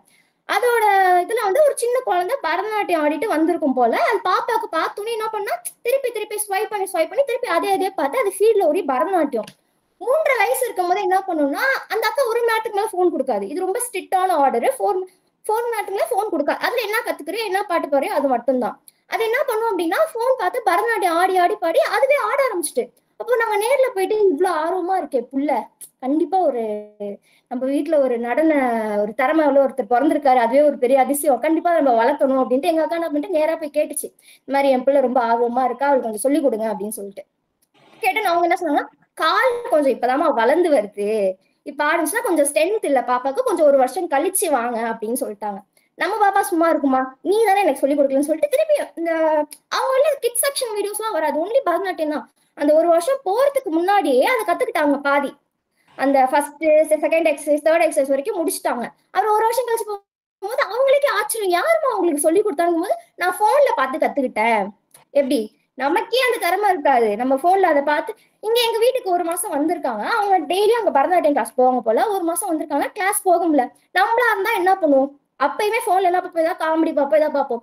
என்னோட பாப்பா என் போன் எடுத்துட்டு அந்த வாய்ஸ் நோட் இருக்கும்ல, நம்ம எல்லாம் டைப் பண்ணுவோம், வாய்ஸ் நோட்ல எனக்கு ஷாக்கு, பரதநாட்டியம் டான்ஸ்னு போடுறா, போட்டுட்டு ஆடுறா. எனக்கு ஷாக்கு, என்னடா இது புள்ள, உனக்கு யாரு பாப்பா எல்லாம் சொல்லி கொடுத்தா? அப்பா தான், அம்மா தான் எனக்கு சொல்லி கொடுத்தாங்க, அப்பா அம்மா அப்படி சொன்னா. இன்னும் கொஞ்ச நேரம் கழிச்சு பாக்குறேன், ஆப்பிள் டிராயிங். எப்படி நம்மளுக்கு டிராயிங்னா வரைஞ்சு காட்டுறாங்க. நிறைய சின்ன பிள்ளைங்களுக்கு அந்த மாதிரி சேனல்ஸ் எல்லாம் இருக்கு. இந்த மாதிரி குழந்தைங்களை நம்ம கண்ட்ரோல்ல வச்சுக்கணும் சரிங்களா. நம்ம கண்ட்ரோல் இல்லாம மீறி போயிட்டு ஒரு நல்ல விஷயம் தொலைபேசியை நம்ம ஒரு குற்றச்சாட்டு பண்றது ரொம்ப தவறு. நீங்க எப்படின்னா வேற யாரா இருந்தாலும் சரி, உங்க குழந்தைங்க சரியா வளர்க்குங்க, அதுதான் கரெக்டே தவிர தொலைபேசி நீங்க காரணம் சொல்லிட்டு வரக்கூடாது. இன்னொன்னு சொல்றேன், நான் 2nd ஸ்டாண்டர்ட் படிக்கும் போது எங்க அக்கா ஒரு 10th படிச்சாங்க. அப்ப நடுவரை என்ன படிச்சிருப்பாங்கன்னு தெரியல, அது ஒரு 10th படிச்சிருப்பீங்க நடுவர்களே. அப்போ வந்து நான் ஒரு 2002 2005 எல்லாம் என்ன படிச்சிருப்பீங்க, 2007 எல்லாம் அந்த மாதிரி டைம். 2007 எல்லாம் நான் குழந்தைமா, நான் 2000 தான் பிறந்தேன். எங்க அக்காவே நான் எடுத்துக்கிறேன். அப்ப என்ன பண்ணாங்கன்னா, டோரா பூஜின்னு ஒரு சேனல் இருந்தது. டோரா பூஜின்னு ஒரு ஷோ சுட்டி டிவில. அப்போ நம்ம சொல்றோம் குழந்தைங்க இதுக்கு அடிக்ட் ஆயிட்டாங்க, போனுக்கு அடிக்ட் ஆயிட்டாங்க. இதுக்கு முன்னாடி என்னத்துல அடிக்டா இருந்தீங்க, டிவில அடிக்டா இருந்தீங்களா இல்லையா? 10th படிக்கிற பிள்ளையே வந்து டோரா பூஜி பாக்கும். எங்க அத்தெல்லாம் வந்து கத்துவாங்க, படிக்கவே மாட்டான், டோரா பூஜி பாத்துட்டு இருக்கான் அப்படின்னு சொல்லுவாங்க. நான் அப்ப சின்ன குழந்தை, நான் பார்க்கும்போது எங்க அண்ணனும் வந்து பக்கத்துல உட்காந்துப்பான், நான் டோரா பூஜி தான் பார்ப்பேன். அடுத்த நாள் அவனுக்கு பப்ளிக் எக்ஸாமும் இருக்கும். சோ அடிக்ஷனுங்கிறது போய்கிட்டே தான் இருக்கும். எங்க அத்தை அப்பவே அடிச்சு படிக்க வச்சிருந்தா, இல்ல ஏதாவது ஒரு சொல்லி புரிய வச்சு படிக்க வச்சிருந்தா அது போயிருக்கும். அதே மாதிரிதான் இப்பயும் சொல்றேன், பெற்றோர்கள் மேலதான் தப்பே தவிர குழந்தை செல்போன் மேல குறைய கொண்டு வராதிங்க. அது மூலியமா நிறைய பேர் பயனடைகிறாங்க, அதான் உண்மையும் கூட. அப்புறம் தொலைபேசி மூலமா திருமணம் கை கூடலையா என்னமோ ஒண்ணு சொன்னாரு, எனக்கு அது சரியா புரியல. அதுக்கு மேல ஏன் அவ்வளவு கோவம்னு எனக்கு தெரியல. மேபி ஏதாவது அவர் பர்சனல் லைஃப்ல இஷ்யூ இருந்திருக்கும். மூலமா கை கூடாதாமா, கல்வி மூலமா தான் திருமணம் கை கூடும் அப்படின்னாரு. ஓ அப்படி சொன்னாரு, எனக்கு அது புரியல, என்ன சொன்னாருன்னு எனக்கு புரியல. ஆனா நிஜமா சொல்லணும்னா தொலைபேசி மூலியமா தான் வந்து ராணுவத்துல இருக்கிற குடும்பத்தோட நம்ம தொடர்பு கொள்றோம். அவங்களுக்கு ஏதாவது ஒரு எமர்ஜென்சினா நம்ம அவங்களுக்குள்ள இப்படிதான் தொடர்புறோம். வெளிநாட்டுல போய் வேலை செய்யற இத்தனை நன்மைகள் தொலைபேசி மூலமா தான் இருக்கு. தொலைபேசியை நம்ம எப்படி பயன்படுத்தணும் தான் இருக்கே தவிர நான் தொலைபேசி தான் காரணம் சொல்லக்கூடாது. அதை நம்ம ஒழுங்கா கண்ட்ரோலா நம்ம செல்ஃப் கண்ட்ரோலா இருந்து நல்ல விஷயங்களை மட்டும் எடுத்துக்கோங்க. எந்த விஷயம் எடுத்தாலும் நல்ல விஷயமும் இருக்கும், கெட்ட விஷயமும் இருக்கும். அதுல நம்ம எந்த விஷயத்தை எடுத்துக்கிறோங்கிறதா ரொம்ப முக்கியமான விஷயம். எல்லாரும் அதை நன்மையா நல்வழியில அதை பயன்படுத்துவீங்கன்னு நினைக்கிறேன். உங்க குழந்தைகளுக்கும் அதை கண்டிப்பா கொண்டு போய் சேருங்க. வாய்ப்பளித்த அனைத்து நடுவர்களுக்கும் நன்றி கூறிய விடைபெறுகிறேன். நன்றி, வணக்கம். சிறப்பு சிறப்பு செல்வி யாழினி அவர்களே, அற்புதமா வந்து சரவெடியா வந்து நெப்போலியன் தம்பி பேசுனதுக்கெல்லாம் பதில் கூறி, எதிரணியர் வந்து நீங்க 2 பேர் வந்து என்னடா பேசுறது அப்படிங்கிற அளவுக்கு வந்து உங்களோட உரையை வந்து கொடுத்துருக்கீங்க. உங்க அணிக்கு வந்து எப்படி வந்து எந்தெந்த வகையில் தலைப்புக்கேற்ற வகையில் எப்படி வந்து உங்க அணிக்கு வந்து பலம் சேர்க்க முடியுமோ அந்த அளவுக்கு வந்து உங்களோட உரையை வந்து நேர்த்தியா வந்து கொடுத்துட்டு போயிருக்கீங்க. அதாவது இப்ப அந்த நீங்க சொன்ன இது யூடியூப் சேனல்ஸ் எல்லாம் பாத்தீங்க அப்படின்னா கிட்டத்தட்ட நிறைய அந்த பிசிக்ஸ் பாலா அப்படிங்கிறது மிகப்பெரிய ஹிட்டு. அவங்க யூடியூப் சேனலா ஆரம்பிச்சு ஒரு 2 சிறுவர்கள் தான் நினைக்கிறேன், 2 பசங்க, ஒரு 20-25 வயசு பசங்க பிசிக்ஸை வந்து சொல்லித்தரணும் அப்படிங்கிற இது நோக்கத்துல வந்து ஆரம்பிக்கிறாங்க. அதுக்கப்புறம் பிசிக்ஸ் மட்டும் இல்லாம எல்லாத்தையும் வந்து எளிமையா வந்து மற்றவங்களுக்கு புரியுற மாதிரி கிளாஸஸா எடுக்கணும் அப்படின்னு யூடியூப்ல ஆரம்பிச்சது இப்ப எத்தனையோ டாலர் நெட்வொர்க் இருக்கிற கம்பெனியாவே மாறிடுச்சு. அது வந்து யூடியூப்ல ஆரம்பிச்சது ஆப்பா கிரியேட் பண்றாங்க, வெப்சைட்ஸா கிரியேட் பண்றாங்க. அது மூலமா சப்ஸ்கிரிப்ஷன் எடுத்து எல்லாத்துக்கும் கல்வியை சொல்லி தரணும் அப்படிங்கிற நோக்கில் பிசிக்ஸ் வாலா அப்படிங்கிறது ஒரு பைஜூஸ் மாதிரியான கார்பரேட்ஸ் வந்த போதும் பார்த்தீங்க அப்படின்னா இது வந்து ப்ராஃபிட்டபிளான கம்பெனியாக வந்து அந்த பிசிக்ஸ் வாலா மாதிரியான யூடியூப் சேனல்ஸ் வந்து வளர்ந்துருக்கு. அதே மாதிரி அது மட்டும் இல்லாமல் எக்கச்சக்கமான யூடியூப் சேனல்ஸ் இருக்கு. நான் சொன்ன கிராக் வித் ஜாக் அந்த மாதிரியான சேனல்ஸ் எல்லாம்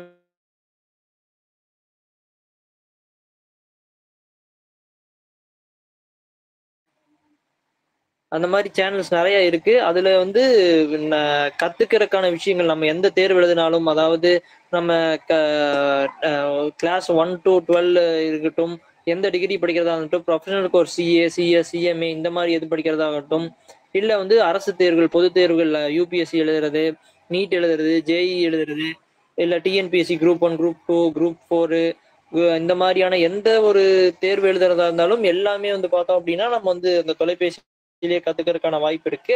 அதோட செலவுகளும் பார்த்தீங்கன்னா இலவசமா கிடைக்கிறது அப்படிங்கிறது மிகப்பெரிய ஒரு உண்மை. நம்ம செல்வி யாழினி அவர்களே அவங்களோட சொந்த உதாரணம் சொன்னாங்க.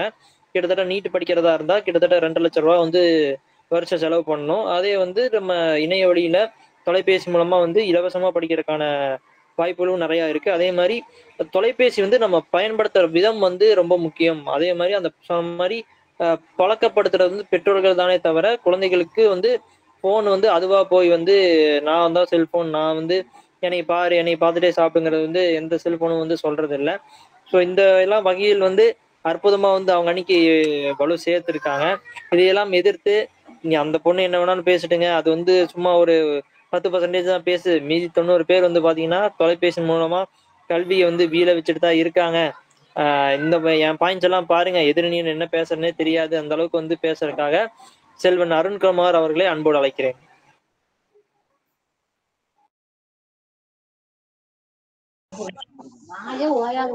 நினைவாலும் கனவாலும் என்னாலும் எனையாலும் தமிழன்னையை வணங்கி பட்டிமன்றத்தின் பாங்கறிந்து பேச வந்திருக்கிற பட்டிமன்ற பேச்சாளர்களையும் நடுவர் உள்ளிட்ட இந்த அவையையும் வணங்கி மகிழ்கிறேன். நடுவர் அவர்களே, எனக்கு முன்னால் தொலைபேசியால் கல்வி வளர்கிறது அப்படின்னு சொல்லிட்டு ஒரு 2 பேர் வந்து பேசியிருக்காங்க. அவங்க எல்லாரும் சொன்னது ஆன்லைன் கிளாஸு செல்போன்ல தான் அட்டன் பண்ணோம், ஃபோன் இல்லைன்னா கொரோனா காலத்துல எப்படி படிச்சிருப்பீங்க அப்படின்லாம் கேட்டாங்க. நடுவர் அவர்களே, ஒரு காலகட்டத்துல நமக்கு அது தேவைப்பட்டது. நான் என்ன சொல்றேன்னா, ஒரு காலகட்டத்துல நம்மளால பள்ளிக்கு போக முடியல, நம்ம ஆன்லைன் கிளாஸ் அட்டன் பண்ணோம், இல்லைன்னு சொல்லல. ஆனா ஒரு நன்மை இருந்தாலும் அதுல இருக்கிற தீமையையும் நம்ம பார்க்கணும். ஒரு விஷயம் நல்லது நடக்குதுன்னு மட்டும் நம்ம நினைக்க கூடாது. அதுல கெட்டது இருந்தா கெட்டதையும் நம்ம நினைச்சு பார்க்க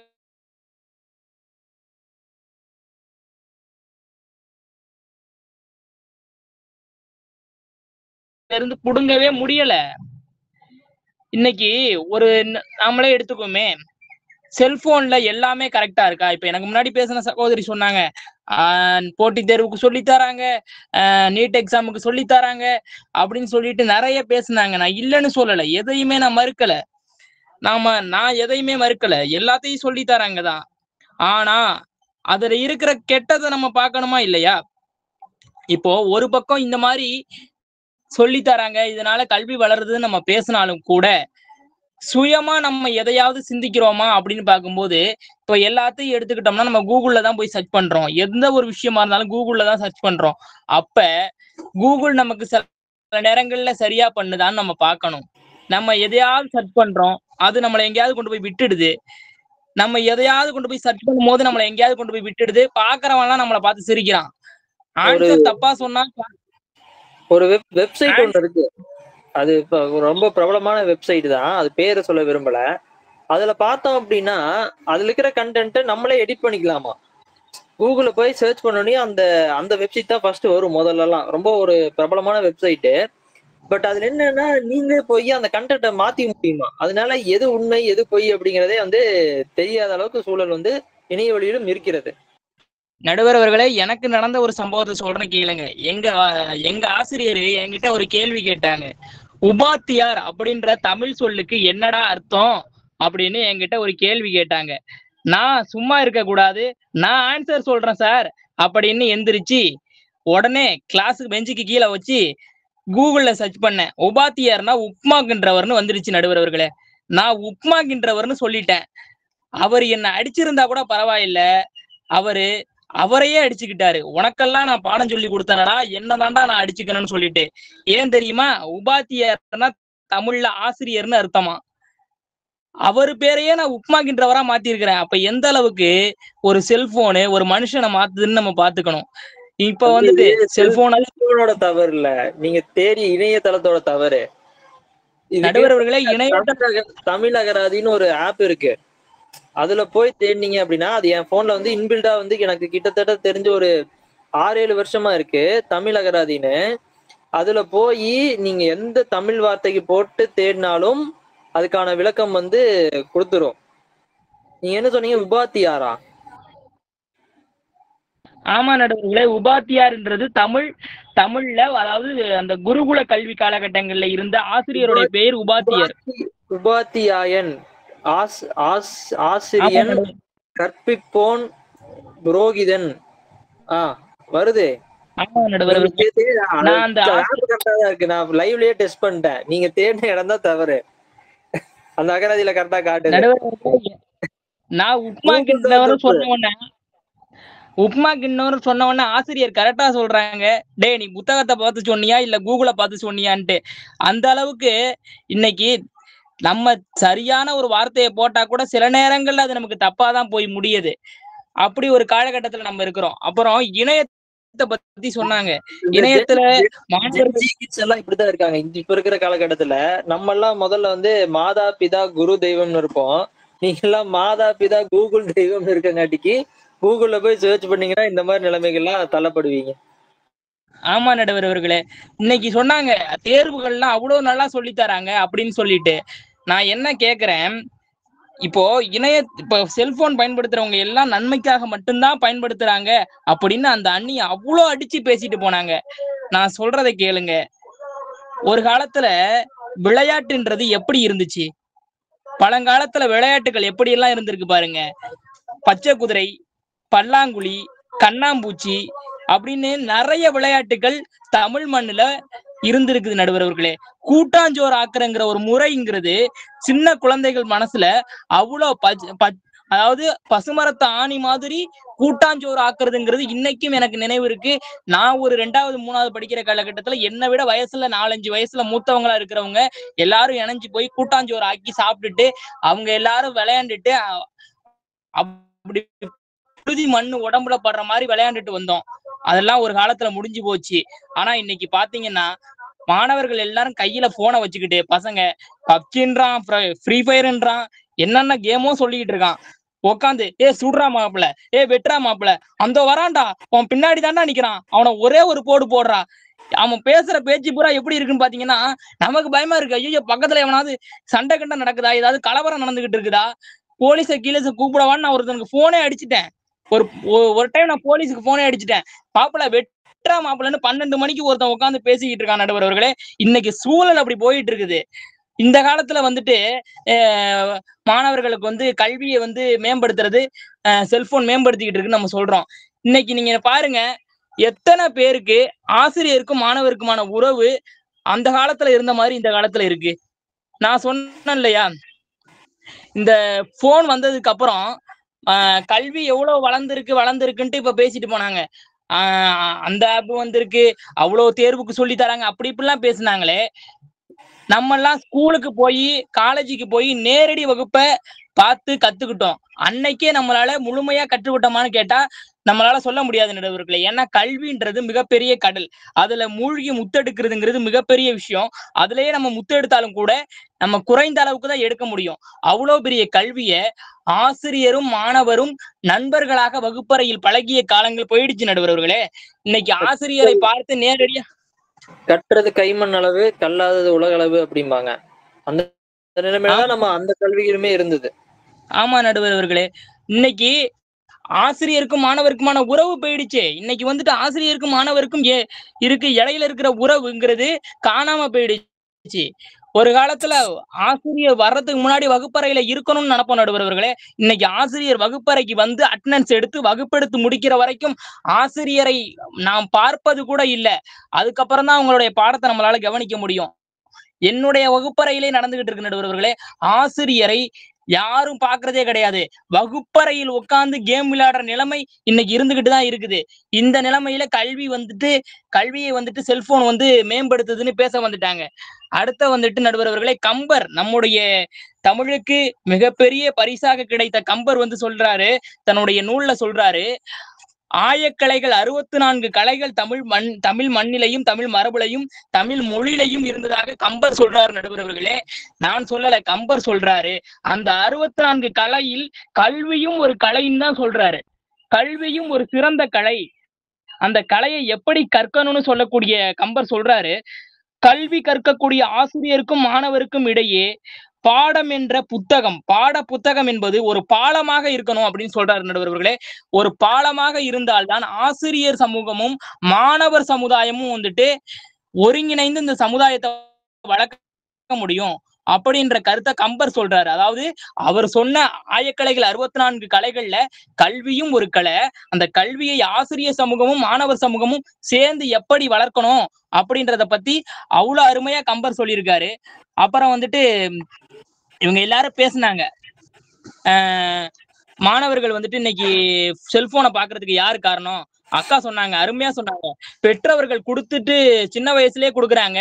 அப்புறம் பெரிய பிள்ளை ஆனதுக்கு அப்புறம் அவங்க அதே பார்த்தாங்கன்னா யாரு வந்துட்டு கொத்த சொல்றது? செல்போனை எப்படி நீங்க குத்தம் சொல்றீங்க?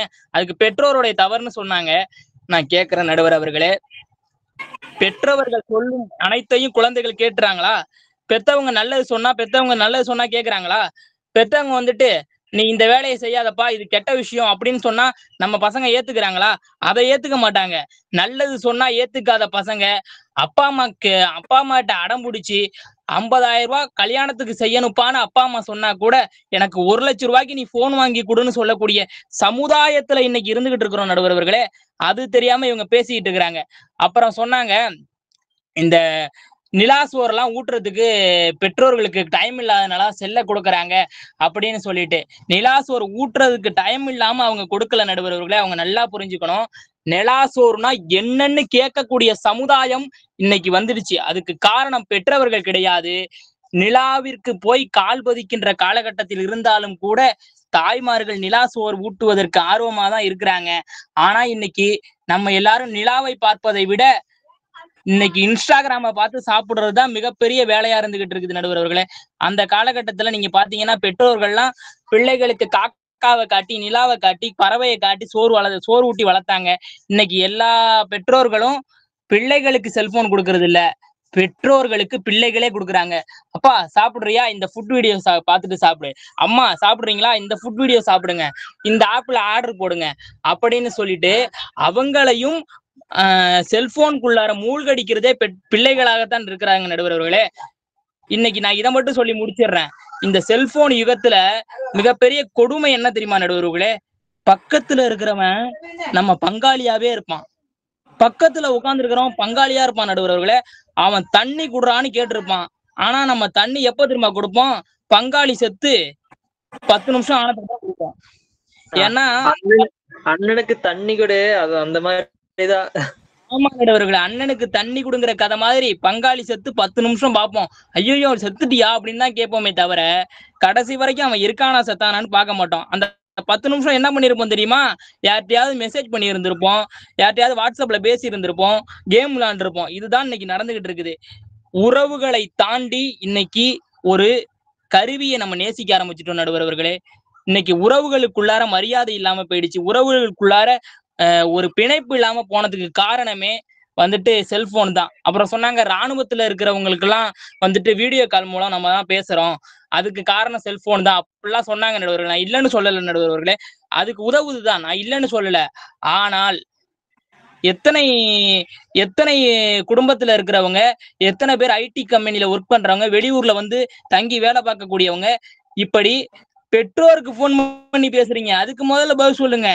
நீங்க ராணுவத்துல இருக்கிறவங்கள்ட்ட முதல்ல பேச வேணாம், உங்களை பெற்றவர்கள்ட்ட யாரெல்லாம் நீங்க இப்படி பேசுறீங்க?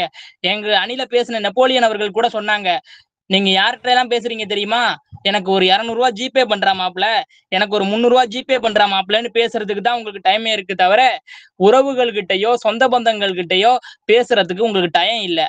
அதனால இன்றைய காலகட்டத்துல கல்வின்றது முக்கியம், ரொம்ப ரொம்ப முக்கியம். ஆனா இந்த கல்வியை செல்போன் வீழ்த்துதா வளர்க்குதான்னு பார்த்தா 50% வளர்த்தால் கூட 50% வீழ்த்திக்கிட்டு தான் இருக்குது நடுவர்களே. நான் இறுதியா இப்படி சொல்றேன், கற்க கசடர கற்பவை கற்பின் நிற்க அதற்கு தகன்னு நீங்க முதல்ல ஒரு குரல்ல ஆரம்பிச்சீங்க இல்லையா? தீர்ப்பு நீங்களே வழங்கிடுவீங்க போலயே. இல்ல நடுவர்களே, நான் 50% சொன்னது எதுக்காகனா அவங்களுடைய மனசு புண்படக்கூடாது இல்லையா? ஏன்னா இப்போ உடனே அவங்க பேச வர்றவங்க எல்லாரும் என்ன சொல்லுவாங்க, நீங்க வந்துட்டு எப்படி பட்டிமன்றம் பேசிக்கிட்டு இருக்கிறீங்க, நீங்களே இணையத்தை தானே பார்த்து பேசிக்கிட்டு இருக்கிறீங்க அப்படிலாம் பேசுவாங்க. நான் சொல்றது 50%ன்றது தீர்ப்பா சொல்லல, அவங்களுக்கு வந்துட்டு மனசு புண்படக்கூடாதுன்றதுக்காக நாங்க சொல்லிட்டு இருக்கிறோம். ஆனா வந்துட்டு கல்வியை வீழ்த்ததான் செய்யுதே தவிர செல்போன் வந்து வளர்க்கல. நீங்க சொன்னீங்க கற்க கசடரன்னு சொல்லிட்டு குரல் சொல்லிதான் ஆரம்பிச்சீங்க. இன்னைக்கு அதாவது அந்த குரலுக்கு என்ன அர்த்தம்னா, கல்வி கற்றவங்க யாருடைய துணை இல்லாம வாழலாம், அதாவது கற்றவனுக்கு கட்டுச்சோறு தேவையில்லைன்னு சொல்லுவாங்க. ஆனா இன்னைக்கு கற்றவனுக்கு கட்டுச்சோறு முக்கியமோ இல்லையோ, ஒரு போன் தான் முக்கியமா இருக்குது. வீட்டுல இருக்கிற சாப்பாடை கூட பார்க்க மாட்டான், ஆனா எப்பவுமே செல்லதான் பார்த்துட்டு இருக்கான். கல்வி என்பது இன்னைக்கு ரொம்ப ரொம்ப ரொம்ப ரொம்ப வீழ்ந்துகிட்டு இருக்கிறதுக்கு காரணமே செல்போன் தான் சொல்லிட்டு செல்போனை தேவைக்கு மட்டும் பயன்படுத்துவோம், தேவையற்ற நேரங்களில் அதை ஒதுக்கி வைக்கணும்னு சொல்லிட்டு முடிச்சுக்கிறேன். நன்றி, வணக்கம். சிறப்பு சிறப்பு செல்வன் அருண்குமார் அவர்களே. அற்புதமா வந்து பாத்தீங்க அப்படின்னா எதிரணியில் பேசின எல்லாத்துக்குமே வந்து எப்படி வந்து பதிலடி கொடுக்கணும், ஒவ்வொரு பாயிண்ட்டும் வந்து நாங்களும் வந்து அந்த அணியினருக்கு சலிச்சவங்க இல்லை, எங்ககிட்டயும் சரக்கு இருக்கு, நாங்களும் வந்து எல்லா இதுக்கும் வந்து பதிலடி கொடுப்போம், எங்க அணிக்கு வந்து வலு சேர்த்துவோம் அப்படின்னு நிறைய கருத்துக்கள் வந்து உங்க அணிக்காக வந்து வலு சேர்க்கும் விதமா வந்து சொல்லியிருக்கீங்க. குழந்தைகள் வந்து என்னதான் வந்து பெற்றோர்கள் சொன்னாலும் அவங்க வந்து சொல்றதை கேட்கறாங்களா இல்ல அப்படிங்கிற கருத்தெல்லாம் சொல்லியிருக்கீங்க. அதே மாதிரி இணையதளங்கள் மூலமா படிக்கும்போது எந்த அளவுக்கான உண்மைத்தன்மை இருக்கு அப்படிங்கிறதும் வந்து தெரிவித்திருக்கீங்க. ஏன்னா உண்மைத்தன்மை அப்படிங்கிறது நிறைய இடங்கள்ல வந்து அந்த கருத்துக்கள் வந்து நம்ம ஏற்க முடியாதா வந்து இருக்காது. நம்ம வந்து ஒரு 4-5 வெப்சைட்ல சர்ச் பண்ணி அதுக்கப்புறம் தான் வந்து நம்ம ஊர்ஜிதப்படுத்த வேண்டியதா இருக்கும். ஒரு சில விஷயங்கள் மறைக்கப்பட்டதாக இருக்கும். அது நிறைய அரசியல் கலந்த இதற்கு ஊடகங்களும் வந்து பார்த்தோம் அப்படின்னா நிறைய வந்து திருத்தி சொல்றதுக்கும் மாத்தி சொல்றதுக்கான வாய்ப்புகள் வந்து இந்த காலகட்டத்துல தான் இருக்கு. அதே மாதிரி முழுமையா வந்து அந்த கல்வி கத்துக்கிறாங்களா, இணைய வழியில கத்துக்கும் போது நம்ம என்னதான் கோவிட் அப்ப ஸ்கூல்ல படிச்சோம்னு சொல்லலாம், ஆன்லைன் கிளாஸ் அட்டன் பண்ணோம்னு சொல்லலாம். ஆனா அந்த அளவுக்கு நேர்ல உட்காந்து கவனிக்கிற அளவுக்கான அந்த திறன் வந்து நமக்கு ஆன்லைன்ல இருக்குமானா இருக்காது. அதே அளவுக்கு எந்த அளவுக்கு கருத்துக்கள் நமக்கு புரிந்திருக்கும், எந்த அளவுக்கு தெரிஞ்சிருப்போம் அப்படிங்கிறதும் வந்து மிகப்பெரிய கேள்விக்குறி தான். அதே மாதிரி ஆசிரியர்களோட மாணவர்கள் உறவும் பார்த்தீங்க அப்படின்னா இந்த காலகட்டத்துல மிகப்பெரிய மாற்றம் ஏற்படுத்திருக்கு அப்படிங்கிறதெல்லாம் உதாரணம்னு சொன்னீங்க. சொல்ல போனா எதிரணியர் எல்லாத்துக்கும் பதிலடி கொடுத்த மாதிரி பேசுனீங்க. இறுதியா வந்து அந்த எதிரணியர்களோட மனதும் வந்து புண்படக்கூடாது அப்படிங்கிற மாதிரியான கருத்துக்கள் எல்லாமே தெரிவித்த உங்களுக்கு எங்களது பாராட்டுகளை தெரிவித்துக் கொள்கிறோம். அடுத்ததாக இதே மாதிரி வரும் 2 பேச்சாளர்களும் எதிரணியின் மனசு நோகாமல் பேசும்படி பட்டிமன்றத்தின் சார்பாக அன்போடு கேட்டுக்கொள்கிறோம். அடுத்ததாக இன்றைய காலகட்டத்தில் தொலைபேசியின் மூலம் கல்வி வளர்கிறது என்ற அணியின் இறுதி பேச்சாளராக அவங்க அணிக்கு வலு சேர்ப்பதற்காக சுசீலா அம்மா அவர்களை அன்போடு அழைக்கிறேன்.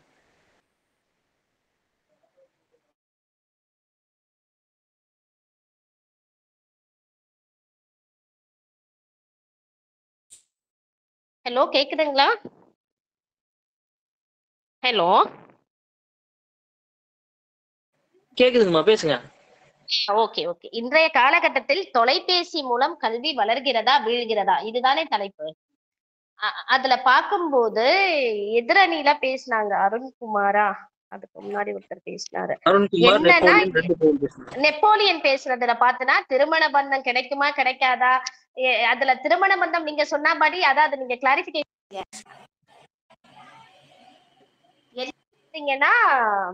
திருமணம் வந்து படிச்சாதான் இதாகும் அந்த படிப்பு. அதாவது இதுக்கப்புறம் இருக்கிற காலகட்டத்துல பாத்தீங்கன்னா படிப்பே ஆன்லைன் மூலமா தான் வரும். இந்த விஷயங்கள் மூலமா தான் கோத்ரூ பண்ணுவோம். அதன் மூலம் சாதிச்சுதான் கல்யாணம் பண்ணிக்கிறோம்.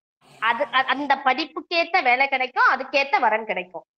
அப்போ அவருக்குடைய கேள்விக்கு நான் பதில் கொடுத்துட்டேன். செகண்ட் ஒண்ணு வந்து பாத்தீங்கன்னா நெட் மூலம் வீடியோ அனுப்பி பெண்ணை இழிவுபடுத்துறாங்க, தவறா பேசுறாங்க, அதனால பொண்ணுங்க வந்து தற்கொலை பண்ணிக்கிடுங்க அப்படி. இப்ப தலைப்பு என்ன? கல்வி வளர்கிறதா வீழ்கிறதா? இப்போ நம்ம ஆன்லைன் பட்டிமன்றம் தானே சார் பேசுறோம், இந்த நெட்வொர்க் மூலமா தானே பேசுறோம், ஆன்லைன் வழியா.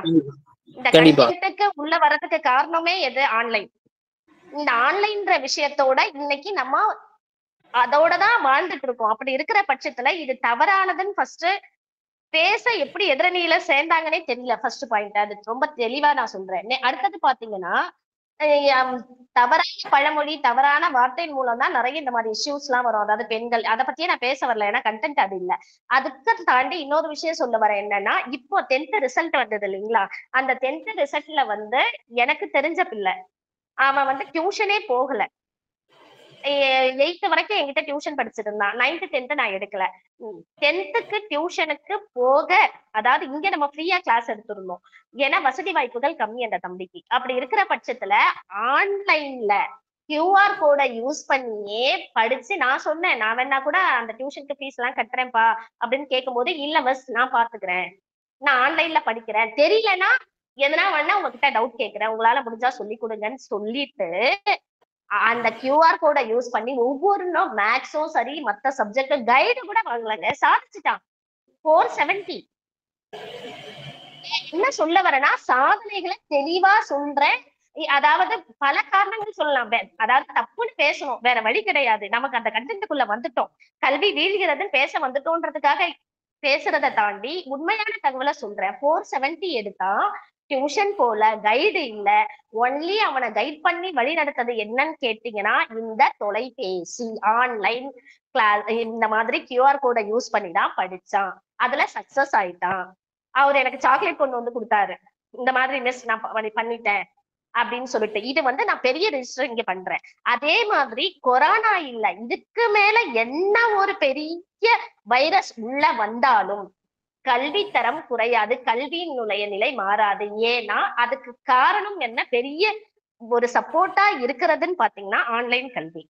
இப்ப திரும்ப கொரோனா வருதுன்னு சொல்லிட்டு இருக்காங்க. நேத்து கூட சொன்னாங்க திரும்ப கொரோனா உள்ள வரப்போகுது போல அப்படின்னு சொல்லிட்டு. கொரோனால இதை விட பெரிய கொடுமையான வைரஸ் வந்தாலும் அதாவது கல்வியினுடைய தன்மை குறையாது, அதாவது படிக்கிற வாய்ப்புகள் குறையாது. ஏன்னா ஆன்லைன் கல்வி எவ்வளவு ஒரு பெரிய சப்போர்ட்டா இருக்குது, எவ்வளவு பெரிய விஷயத்த சாதனை பண்ணிட்டு இருக்கோம். அது நல்ல விஷயங்களை செய்யறத விட்டுட்டு குழந்தைங்க அது மூலம் தப்பான விஷயங்களுக்கு போகுது. அதுதான் அதுக்கு முன்னாடி எங்க சைட்ல இருந்து பேசின ஒரு பாப்பா சொன்னான். என்ன சொன்னாங்க? ஆஃப் பண்ணிட்டு போங்களேன், எது எது பாக்கணுமோ அது வரைக்கும் பாக்கணும், எது எது வேணாமோ அதெல்லாம் ஆஃப் பண்ணிக்கலாம்னு சொல்றாங்க தானே. அந்த மாதிரி பண்ணிட்டு போலாம்ல. இதெல்லாம் சும்மா கம்பி கட்டுற கடை மாதிரி இருக்கு. அதனால பெரிய பெரிய விஷயங்கள் 2 கொரோனா மாதிரி பெரிய இஷ்யூஸ் வந்தாலுமே கல்வியினுடைய தன்மை அடிபடாது, அழியாது. அப்போ அதே மாதிரி வசதி வாய்ப்புகள் இல்லாத குழந்தைகளும் ஒரு அந்த பையனுக்கு நான் ஒரே ஒரு சப்போர்ட் பண்ணேன்னா, என்னுடைய வைஃபை இவனுடைய பாஸ்வேர்ட் கொடுத்தேன். பையனுக்கு நான் செஞ்சது என்னன்னா என்னுடைய வைஃபை பாஸ்வேர்ட் கொடுத்தது அவ்வளவுதான். மத்தபடி என்ன கேட்டா நான் சொன்னேன், தம்பி நம்ம ஃபீஸ் கூட நாங்க வேணாம இதுலயே பாத்துக்கலாம், பாத்துட்டு சாதிச்சுட்டானே, நான் இருக்கேனே, இதுக்கு மேல என்ன தேவை? அதே மாதிரி பாத்தீங்கன்னா வேற ஒரு விஷயம் கருத்துல பேசினாங்க, இருங்க பாயிண்ட் எடுத்து நான் இன்னைக்கு மார்னிங் தாங்க எனக்கு ஒரு 6 மணி 7 மணிக்கு என்னமோதான் அந்த தம்பி சொன்னாங்க நீங்க இதுல கலந்துக்கோங்கன்னு சொல்லிட்டு. அதுக்கப்புறம் சமையல்லாம் பாத்துக்கிட்டே தோசை சுட்டுக்கிட்டே யோசிச்ச விஷயங்கள் இதெல்லாம். அதுக்கப்புறம் பாத்தீங்கன்னா ஆன்லைன் கல்வி மூலம் விபத்தா, என்ன விபத்து எனக்கு புரியல. அதுல என்ன விபத்து வரும்? கண்டினியூஸா மொபைல பார்த்தா மொபைல் வெடிச்சிரும், அந்த மாதிரி விபத்தா? சத்தியமா அது தெரியல. அதே மாதிரி பாத்தீங்கன்னா சின்ன பிள்ளைங்க இன்னைக்கு மெச்சூர்டா வளர்றதுக்கு தெளிவா அழகான சிந்தனைகள் இருக்குங்க. நான் அந்த மாதிரி குழந்தைங்க கிட்ட பேசி பார்த்திருக்கேன். இந்த மொபைல் வச்சுட்டா கெட்டு போயிடும், மொபைல் வச்சா பார்த்ததே பார்த்துட்டு இருக்கோம், எல்லாமே ராங்காவே பாக்குறீங்க, அதுல இருக்கிற பாசிட்டிவா பாருங்க. இப்போ சாதாரணமா ஒண்ணும் கிடையாது. ஒரு ஆஹ் கல்யாணம்னா என்ன, என்ன மாதிரி லைஃப்ல செட்டில் ஆகணும், எந்த மாதிரி விஷயம், நிறைய விஷயங்களை வந்து ஆன்லைன் மூலம் தெளிவா புரிஞ்சுக்கிறாங்க. இப்போ நாங்க தான் வந்து அப்டேட்டட் வெர்ஷன் கிட்ட போய் நிக்க முடியல. சில விஷயங்கள் நான் கேள்வி கேட்கும் போது தெளிவா பதில் கொடுக்குறாங்க. ஒண்ணும் இல்ல, சின்ன பிள்ளை சொல்றா, கிட்டத்தட்ட அவளுக்கு என்ன இப்ப யூகேஜியா ஃபர்ஸ்ட் ஸ்டாண்டர்டா சரியா தெரியல, பக்கத்து வீட்டு பேத்தி. அந்த குழந்தை கிட்ட வந்து நான் வந்து மருதாணி வச்சுக்கிறது பிடிக்கும். அவ வந்து என்ன கேட்டா, எனக்கு கொஞ்சம் மருதாணி போன் இருந்தா வச்சுக்கலாம் மேம், போன்லாம் வைக்க கூடாது மேம், அதுல வந்து கெமிக்கல் பேஸ் இருக்கும், நீங்களே தெரிஞ்சுக்க, நீங்க ஏன் அப்படி கையில வைக்கிறீங்க? அப்போ அந்த தெளிவு பாருங்க, வேணான்றது எதை நோக்கி இருக்கு, அது வந்து கெமிக்கல் பேஸ் ஆனதுன்னு சொல்ற அளவுக்கு பக்குவப்பட்டிருக்குது ஒரு யூகேஜி படிக்கிற குழந்தை. சோ ஆன்லைன் வந்து அறிவாளிகளை உருவாக்குகிறது. நாட் ஒன்லி எஜுகேஷன், பொது அறிவை வளர்த்து கொள்ற விதத்துல இன்றைய ஆன்லைன் நிக்குது. அது நீங்க ஆன்லைன் போட்டிருக்கலாம், ஏன்னா நீங்க என்ன போட்டீங்கன்னா தொலைபேசின்னு போட்டிருக்கீங்க, தொலைபேசி ஆன்லைன் எல்லாம் ஒண்ணுதானே. அப்படி இருக்கிற பட்சத்துல புத்திசாலிகளையும் அறிவாளிகளையும் உருவாக்குகிறது இந்த ஆன்லைன். தேவையில்லாத, அப்புறம் அதை விட பெரிய காமெடி என்னன்னா உபாத்தியார சொல்லி அருண்குமார் சொன்னாங்க, நீங்களே உடனே அதுக்கு ஆன்சர் போட்டு கொடுத்துட்டீங்க. அந்த இடத்துல கூகுள்லாம் தப்பு பண்ணல, நம்ம டைப்பிங்ல தப்பு பண்றோம். நம்ம என்ன டைப் பண்றோமோ அதுதானே வரும். லா ப்ரொடெக்ஷன் மாதிரி கூகுள், நீ என்ன தேடுறியோ அது கிடைக்கும், நம்ம தேடுறது கரெக்டா தேடணும், அதுதானே. அதனால இதை தேடினா இது கிடைச்சது, அதனால எங்க வாத்தியார் கிட்ட போய் நான் திட்டு வாங்கினேன். இது வந்து அதை கேட்க நல்லா இருந்தது, கொஞ்சம் காமெடி தூவமோட இருந்தது. அதே மாதிரி இந்த கிட்ஸ் பார்க்க கூடாத வீடியோ எல்லாம் பாக்குறாங்க, 18+ வீடியோஸ் எல்லாம் நீங்க செட்டிங்ஸ்ல போய் மாத்துங்க சார். நம்ம பிள்ளைங்களுக்கு என்னப்பா தேடி அதை வரைக்கும் பாக்குற மாதிரி உருவாக்குங்க. எல்லாமே உள்ள இருக்குதானே, நமக்கு தேடல் தெரியல, நாம அப்டேட்டட் வெர்ஷனா இல்லைன்றதுதான் உண்மையே தவிர ஆன்லைன் தப்பானதுன்னு சொல்றது பெரிய தப்பு. அதே மாதிரி வேற யாரு என்ன சொன்னா, அந்த கல்யாணம் அது சொல்லியாச்சு. இன்னொன்னு தெரியுங்களா, கூகுள்ல இந்த நிறைய பேருடைய கல்யாணம் எல்லாம் நீங்க யோசிச்சு பாருங்க. இப்பெல்லாம் எல்லாம் பயங்கர ஃபாஸ்டா ஓடிட்டு இருக்கோம், ஆன்லைன்ல வரவே தேடுறோம். நம்ம போய் உள்ள போட்டோம்னு வச்சுக்கோங்க, அது பாட்டு வந்துட்டே இருக்கும். நமக்கு என்ன தேவை, நம்ம தகுதி என்ன, அவங்க தகுதி என்ன, என்ன தகுதியான மாப்பிள்ளை வேணும், என்ன தகுதியான பொண்ணு வேணும்னு அதை தேடிடுறாங்க, போன் பேசி இது பண்ணிக்கிறாங்க. எல்லா இடத்துலயும் சப்போர்ட்டா இருக்குது. பட் அதுக்குள்ள நம்ம போக வேணாம். ஏன்னா நமக்கு தேவை இன்றைய காலகட்டத்தில் தொலைபேசி மூலம் கல்வி வளர்கிறதா வீழ்கிறதா. வளர்கிறதுன்றதுக்கு நான் 2 டெபினேஷன் தெளிவா கொடுத்துட்டேன். ஒண்ணு 470 எடுத்த மாணவன், செகண்ட் ஒன் வந்து இந்த பிள்ளைங்க வந்து மெச்சூர்டா திங்க் பண்ணுதுங்க. இப்ப நாம ஏதாவது ஒரு கருத்தை சொன்னா அந்த கருத்துக்கு கேள்வி கேக்குதுங்க, இது எப்படி இப்படி ஆகும், இல்லையே நான் கூகுள்ல சர்ச் பண்ணல, இதுதானே வந்தது, நீங்க தப்பா சொல்றீங்களே அப்படின்னு. இப்ப அவங்க கிட்ட பேசும்போது நம்மள அப்டேட்டடா வச்சுக்கணும்ன்ற ஃபீலை எங்களுக்கு உருவாக்குது.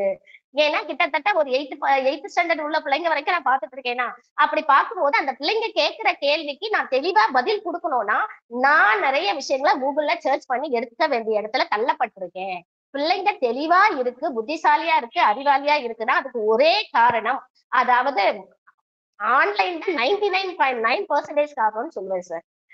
ஏன்னா நாங்க இன்னும் அப்டேட்டட் ஆகல, நாங்க நிறைய படிக்கணும், நிறைய தெரிஞ்சுக்கணும், அந்த மாதிரி இடத்துலதான் இருப்போம். அப்படி பார்க்கும் பொழுது இன்றைய காலகட்டத்தில் ஆன்லைன் மூலம் கண்டென்ட்ல சின்ன கரெக்ஷன் பண்ணிக்கிறேன், கல்வி வளர்கிறதே வளர்கிறதே வளர்கிறதே. QR கோடு போட்ட அப்படியே அதுக்கு அந்த கொஸ்டின் கேட்ட ஆன்சர்ஸ் எல்லாம் கரெக்டா வருது. 2 முறை செக் பண்ணி போட்டு பாருங்க. ஓரளவு பேசிக் நாலேஜ் தெரிந்தால் மட்டும் போதும். மேத்ஸை பொறுத்த வரைக்கும் ஆடு, சப், மல்டிபிள், சப்ராக்ஷன்ஸ், பாரோ சப்லாம் தெரிஞ்சதுன்னா அவன் 10th எக்ஸாம் அழகா ஈஸியா அட்டன் பண்ணலாம். ஏன்னா எல்லாத்தையும் அழகா படிச்சுக்கலாமே, கைடு தேவையில்லை, டியூஷன் தேவையில்லை, டியூஷன் ஃபீஸ் இப்ப ஒரு சப்ஜெக்ட் நான் ஒண்ணும் இல்லைங்க, 8th ஸ்டாண்டர்ட் வரைக்கும் 8க்கே நான் ஒரு ஆளுக்கு 700 ரூபாய் ஃபீஸ் வாங்குறேன். முடிஞ்சவன் கட்ட முடியும், முடியாத என்ன பண்ண முடியும்? ஃபீஸே வேணாம், நான் போய் ஆன்லைன்ல படிச்சுட்டு போறேன்னு சொல்லலாம்.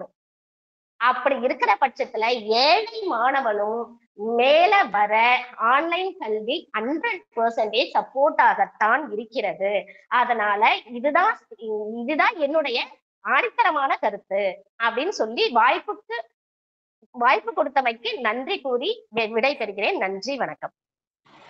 அருமை அருமை சுசிலாமா, இறுதி பேச்சாளரா வந்தீங்க, அதுவும் இறுதி நேரத்துல வந்து இறுதிப்படுத்தினீங்க வாய்ப்பை.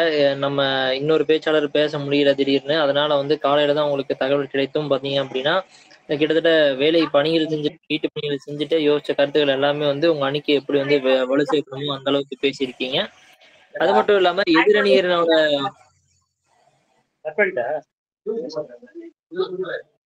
மைக் கொஞ்சம் மியூட் பண்ணிக்கோங்க.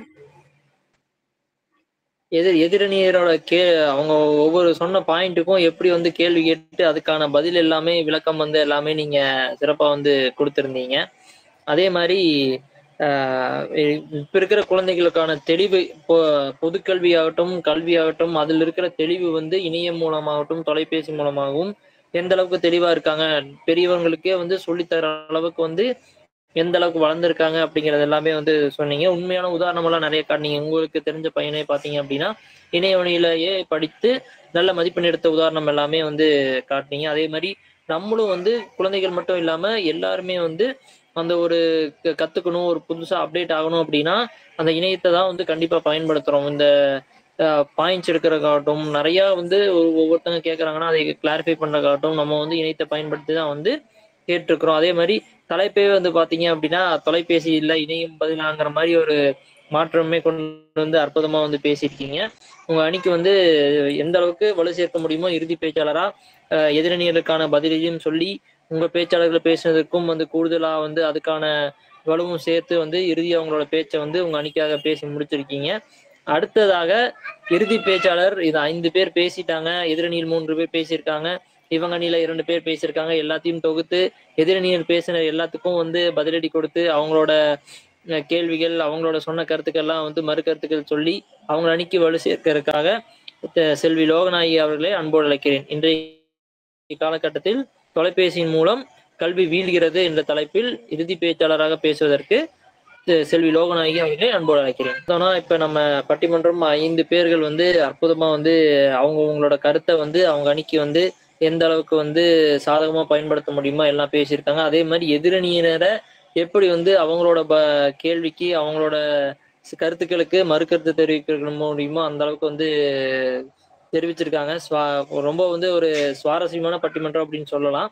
ஏன்னா இந்த அணியின் பேசும்போது அந்த அணியினர் வலுவா இருக்காங்க, அந்த அணியினர் பேசும்போது இந்த அணியினர் அதுக்கு வலுவா வந்து பதில் சொல்லிட்டு இருக்காங்க. அதே மாதிரி பேச்சாளரோட பேசும் விதம் எல்லாமே வந்து பார்த்தோம் அப்படின்னா இன்னுமே வந்து சிறப்பா இருந்திருக்கு. முதல்ல வந்து கரெக்டா ஆரம்பத்திலிருந்து இறுதி வரை வந்து பாத்தீங்கன்னா எடுத்தல் தொடுத்தல் முடித்தல் அப்படிம்பாங்க அந்த பேச்சு கலையில, அது எல்லாமே வந்து சிறப்பா வந்து அமைந்திருக்கு. அதே மாதிரி ஸ்டார்டிங் வந்து அவங்களோட தலைப்பை சொல்லிட்டு எதிரணியினருக்கு பதிலடி கொடுத்துட்டு அதுக்கப்புறம் வந்து அவங்களோட கருத்துக்கள் எல்லாம் சொல்லி நிறைவு பண்ணி வந்து சிறப்பா வந்து பேசிட்டு இருக்காங்க. 5 பேச்சாளருமே வந்து சிறப்பா பேசியிருக்காங்க அப்படின்னு தான் சொல்லணும்.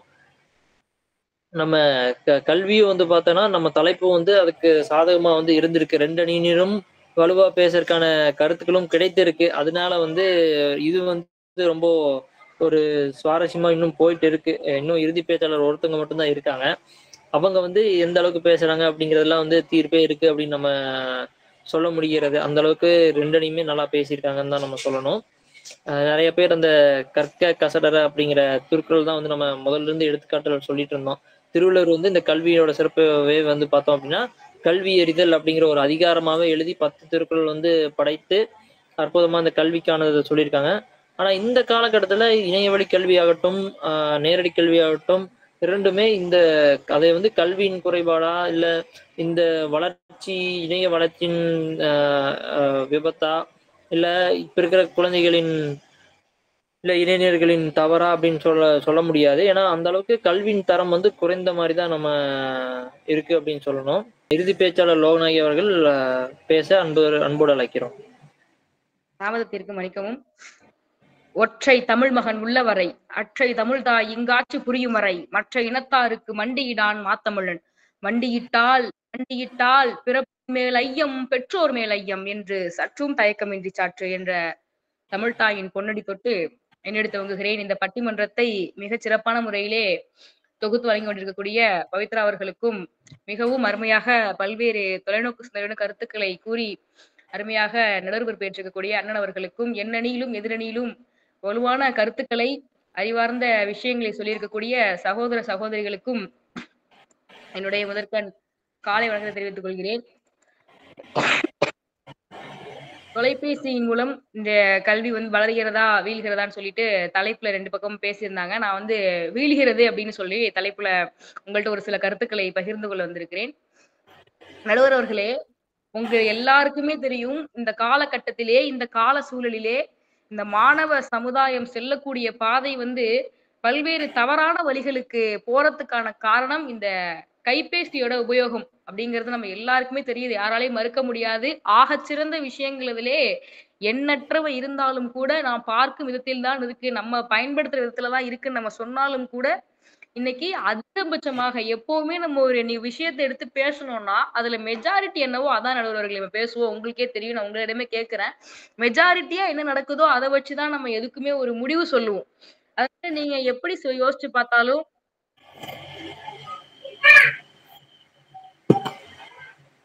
ஆனா கேக்குதா நான் பேசுறது? கேக்குதுமா, கேக்குது.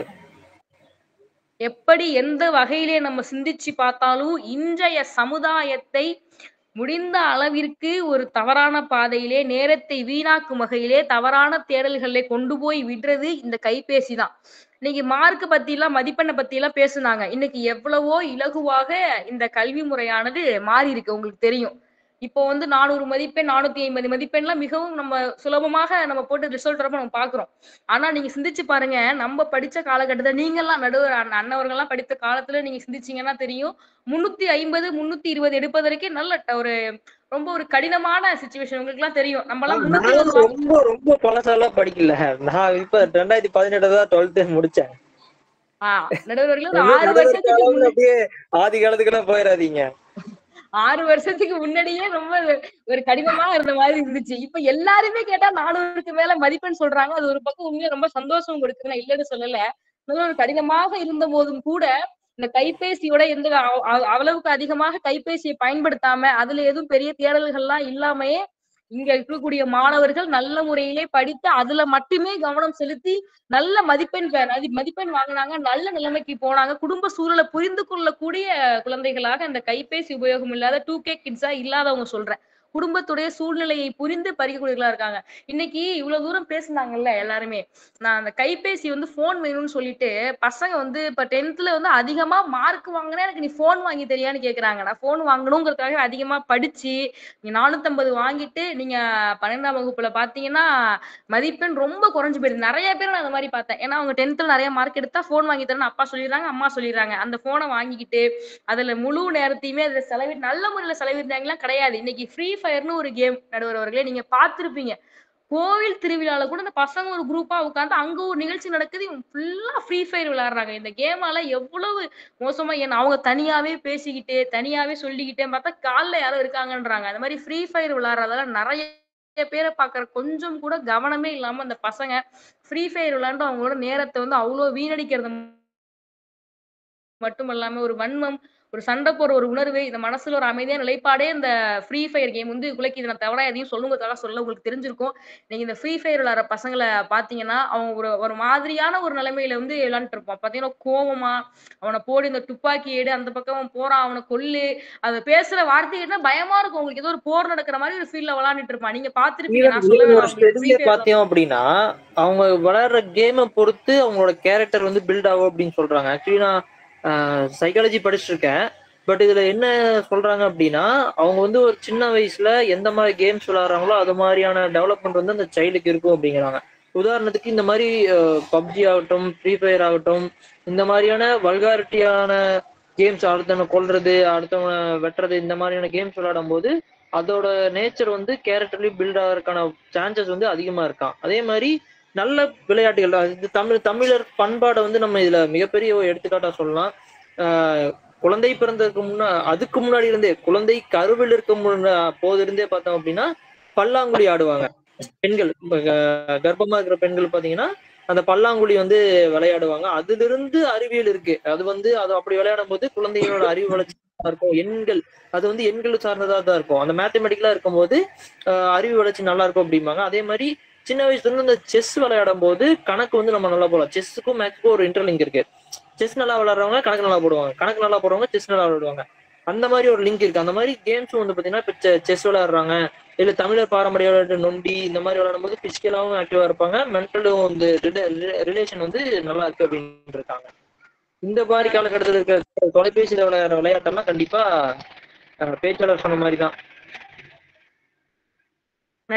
நடுவர் அவர்கள் சொன்ன மாதிரி நீங்க பாத்தீங்கன்னா நம்மளுடைய விளையாட்டுக்களை நம்ம வெளில போய் விளையாடக்கூடிய அவுட்டோர் கேம்ஸ், நம்ம தமிழனுடைய பண்பாடு ஜல்லிக்கட்டோ கண்ணாமூச்சியோ அனைத்து விளையாட்டுகளுமே ஒரு நல்ல விஷயத்த சொல்லி தர மாதிரி, எல்லாரும் சேர்ந்து இருக்கணும், சேர்ந்து விளையாடணும், நல்ல ஒழுக்கத்தை கற்பிக்கிற மாதிரி, ஒற்றுமையா இருந்தா பலம்னு சொல்ற மாதிரி, பிரிவினை இருக்கக்கூடாது அப்படின்னு சொல்ற மாதிரி, பாகுபாடுகள் இல்லாம இருக்கணும்னு சொல்ற மாதிரி நல்ல ஆகச்சிறந்த சிந்தனைகளை, ஆகச்சிறந்த ஒழுக்க நெறிகளை இந்த சமுதாயத்திற்கும் மாணவர்களுக்கும் வழங்குவதாக நம்முடைய தமிழர் விளையாடக்கூடிய விளையாட்டுகள் இருந்துச்சு. ஆனா இந்த கைபேசியிலே நல்ல விளையாட்டுகள் என்ன கைபேசியிலே நான் பார்த்திருக்கேன். நிறைய சொற்கள் போன்ல சொற்கள் சேர்க்கிற விளையாட்டுலாம் நிறைய இருக்கும். பசில்ஸ்லயே நம்ம தமிழ் வார்த்தைகள் சேர்க்கறதெல்லாம் இருக்கும். ஆனா அந்த மாதிரியான விளையாட்டுகள், ஆனா அது யாருடைய எந்த 10வது படிக்கிற பையனோ 9வது படிக்கிற பையனோ எந்த பையன் வச்சிருக்க போன்லயும் அந்த மாதிரி தமிழ் வார்த்தைகளை சேர்க்கக்கூடிய கேம நீங்க டவுன்லோட் பண்ணிருக்கவே மாட்டான்.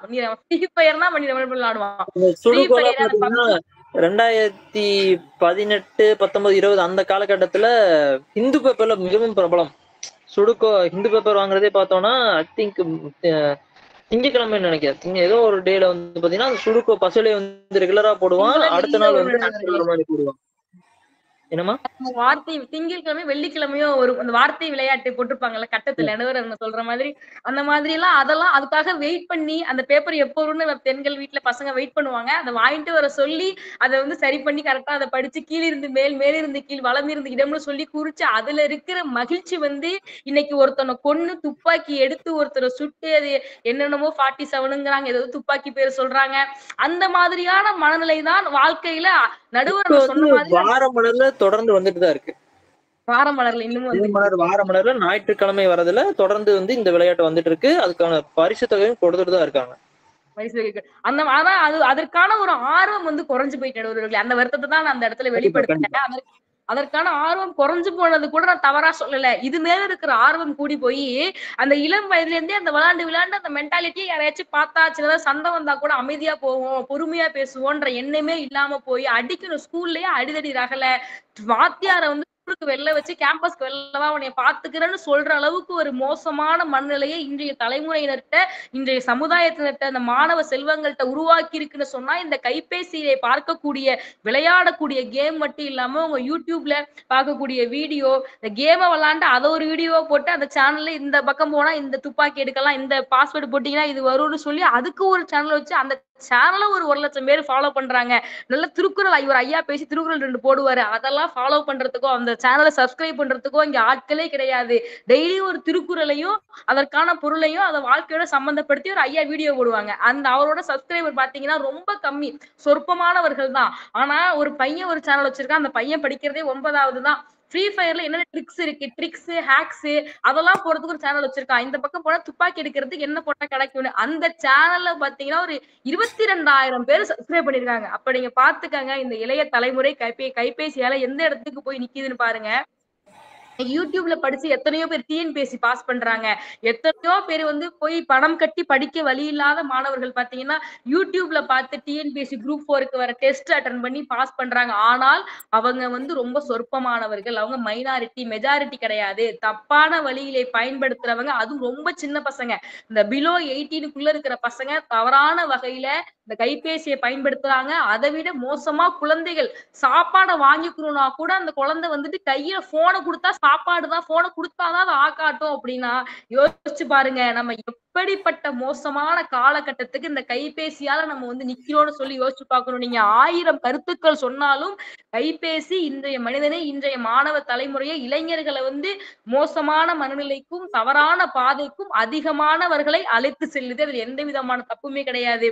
நடுவர் அவர்களே, நான் ஒரு கவிதை ஒண்ணு பார்த்தேன். ரொம்ப எனக்கு நெருடலா இருந்துச்சு. ஒரு ஹைக் மாதிரி எழுதியிருந்தாங்க ஒரு கவிதை. தன்னை மீண்டும் எப்படி வாசிக்க வைப்பது, தன்னை மீண்டும் எப்படி வாசிக்க வைப்பது என்று கூகுளில் தேடிய புத்தகங்கள்னு ஒரு கவிதை வரி படிச்சேன். இன்னைக்கு வாசிக்கக்கூடிய தன்மை வந்து ரொம்ப ரொம்ப ரொம்ப குறைஞ்சிருச்சு. இவங்க எல்லாம் என்னமோ போன்ல படிச்சுதான் IAS ஆன மாதிரி, IPS ஆன மாதிரி, போன்ல படிச்சுதான் ஞானக்கண் திறந்த மாதிரி பேசுறாங்க. அதுல உண்மையா நல்ல தகவல்கள் இருக்கு. கூகுள் வந்து என்ன கேட்டாலும் சொல்லுது. எங்க வீட்டுக்கு பக்கத்து வீட்டுல என்ன சமைச்சாங்கன்னு கூகுள்கிட்ட கேட்டா கூட அது சாம்பார் வச்சாங்கன்னு சொல்லுது. அதெல்லாம் நான் இல்லைன்னு சொல்லல. அது எல்லாமே நீங்க சொல்லுங்க. ஆனால் இதை தாண்டி புத்தகத்திலே 2000 வருடங்களுக்கு முன்பு எழுதிய புத்தகத்தில் கூட 2000 வருடங்களுக்கு பின்பு இந்த சமுதாய கட்டமைப்பு இப்படிதான் இருக்கும் என்று சிந்தித்து எழுதக்கூடிய தகவல்களை கொண்ட ஆகச்சிறந்த நிகழ்வுகளை உள்ளடக்கிய புத்தகங்கள் இருக்கிறது. அந்த புத்தகங்களை தொட்டு படிக்கணும், அதுல இருக்கிறத தெரிஞ்சுக்கணும் அப்படிங்கறதே குறைஞ்சு போயிடுச்சு. நடுவர்கள் நான் பேச்சு போட்டி ஒன்று நடத்தியிருந்தேன். நான் ஒரு பேச்சு போட்டி என்னோட ஒரு குழு சார்பா நடத்தினப்ப ஒரு தலைப்பு கொடுத்திருந்தேன் அம்பேத்கரை பத்தி. என்ன ஆச்சுன்னா தேடல் அப்படிங்கிற மனப்பான்மையே பசங்கள்ட்ட குறைஞ்சிருச்சு. அவனா சிந்திக்கிறதும் குறைஞ்சு போயிடுச்சு. ரொம்ப ரொம்ப வருத்தமா இருந்துச்சு. எல்லாருமே போய் அம்பேத்கர்னு கூகுள்ல போட்டு அந்த ஃபர்ஸ்ட் ஒரு 4 வரும் பார்த்திருக்கீங்களா, அதை தூக்கிட்டான். அதை தூக்கிட்டு வந்து எல்லாம் பேசுனதே பேசுனா எனக்கு என்ன வந்து நான் சொல்றது அந்த இடத்துல எப்படி நான் நடுவரா வந்திருக்கிறவங்களை எப்படி ஜட்ஜ்மெண்ட் போட சொல்லுதே தெரியல. அப்புறம் தான் நான் கண்டுபிடிச்சேன். என்னை வந்து அந்த நன்றி உரை சொல்ல சொன்னாங்க நடத்துனதால. நான் போய் கூகுள்ல போடுறேன் அம்பேத்கரை பத்தி. அப்பதான் தெரிஞ்சது பாருங்களா எல்லாரும் ஃபர்ஸ்ட் இந்த 4 ட்வீட் வந்து பேசிருக்காங்க. அதான் எல்லாரும் ஸ்கிரிப்டும் ஒரே மாதிரி இருந்திருக்கு. இங்க பிறந்தாரு, இங்க இத்தனாம் தேதி பிறந்தாரு, இதெல்லாம் பண்ணாரு, இதெல்லாம் பண்ணாரு. அதே அப்பதான் நான் புரிஞ்சுக்கிட்டேன். அவரு கொலம்பியாவுக்கு போனாரு, இந்த யூனிவர்சிட்டில இருந்து படிச்சாரு, இது பண்ணாரு, அதையும் எல்லாரும் பேசுறாங்க. எனக்கு அப்பதான் ஒரு விஷயம் புரிஞ்சிச்சு. அன்னைக்கு நான் இந்த சமுதாயத்தினர்கிட்ட பேச்சு போட்டியோ பட்டிமன்றமோ அது கிளம்பும் முன்பு கூகுள்ல போட்டு முதல்ல வரக்கூடிய ஒரு 4 விஷயத்த மட்டும் அவன் எடுத்துட்டு வந்து அவனோட அறிவை அதோட அடக்கி சுருக்கி அந்த கூகுள்ல வர 4 விஷயங்களை நிப்பாட்டிடுறான். புத்தகத்தை படிச்ச நம்ம இணையம் அடிச்சான் காப்பியா மாறிடுச்சுமா. அருமையா சொன்னீங்க. அடிச்சாங்க மாறி போய் எல்லாரும் ஒரே ஸ்கிரிப்ட் பேசுறாங்க. நீங்க கொஞ்சம் யோசிச்சு பாருங்க. நம்ம எல்லாம் ரொம்ப பேக்னு சொல்ல, நீங்க நாள்ல எங்குதான் ரொம்ப. ஆனா நம்ம எல்லாம் கைபேசி உபயோகிக்காம லைப்ரரிக்கு போவோம், லைப்ரரிக்கு போய் தேடுவோம், புத்தகங்களை எடுப்போம். ஒரு விஷயம் தான் பெண்கள்னா பெண்களை பத்தி அண்ணா என்ன சொன்னாலும் தேடுவோம். அண்ணா புத்தகத்தை எடுத்து பெண்களை பத்தி அண்ணா சொன்னதை தேடுவோம், அம்பேத்கர் சொன்னதை தேடுவோம், பெரியார் சொன்னதை தேடுவோம், ஐயா கலைஞர் சொன்னதை தேடுவோம், பெண்களை பத்தி விவேகானந்தம் சொன்னதை தேடுவோம். அப்ப ஒரு 6-7 புத்தகங்களை எடுத்து அதிலே பெண்களை பற்றி இருக்கக்கூடிய தரவுகளை எல்லாம் அலசி அதுல இருந்து ஒரு அறிவு கிடைக்கும் பாத்தீங்களா. அதை கொண்டு போய் கொடுக்கறப்ப அது ஒரு 10 பேருக்கு போய் சேர்ந்துச்சு. இன்னைக்கு யூடியூப்ல போட்டு சாலம் பாப்பைய பேசுனது அப்படியே எடுத்து இவன் பேசுறான், அவர் பேசுனது புரியல, இவன் அதை பார்த்து காப்பி அடிச்சு பேசுனது புரியல, என்ன சொல்ல வந்தாங்கன்னு யாருக்குமே புரியல, பட்டிமன்றம் எதுக்கு நடத்தினாங்கன்னே தெரியலங்கிற அளவுக்கு இன்னைக்கு இந்த போனால வந்துட்டோம்.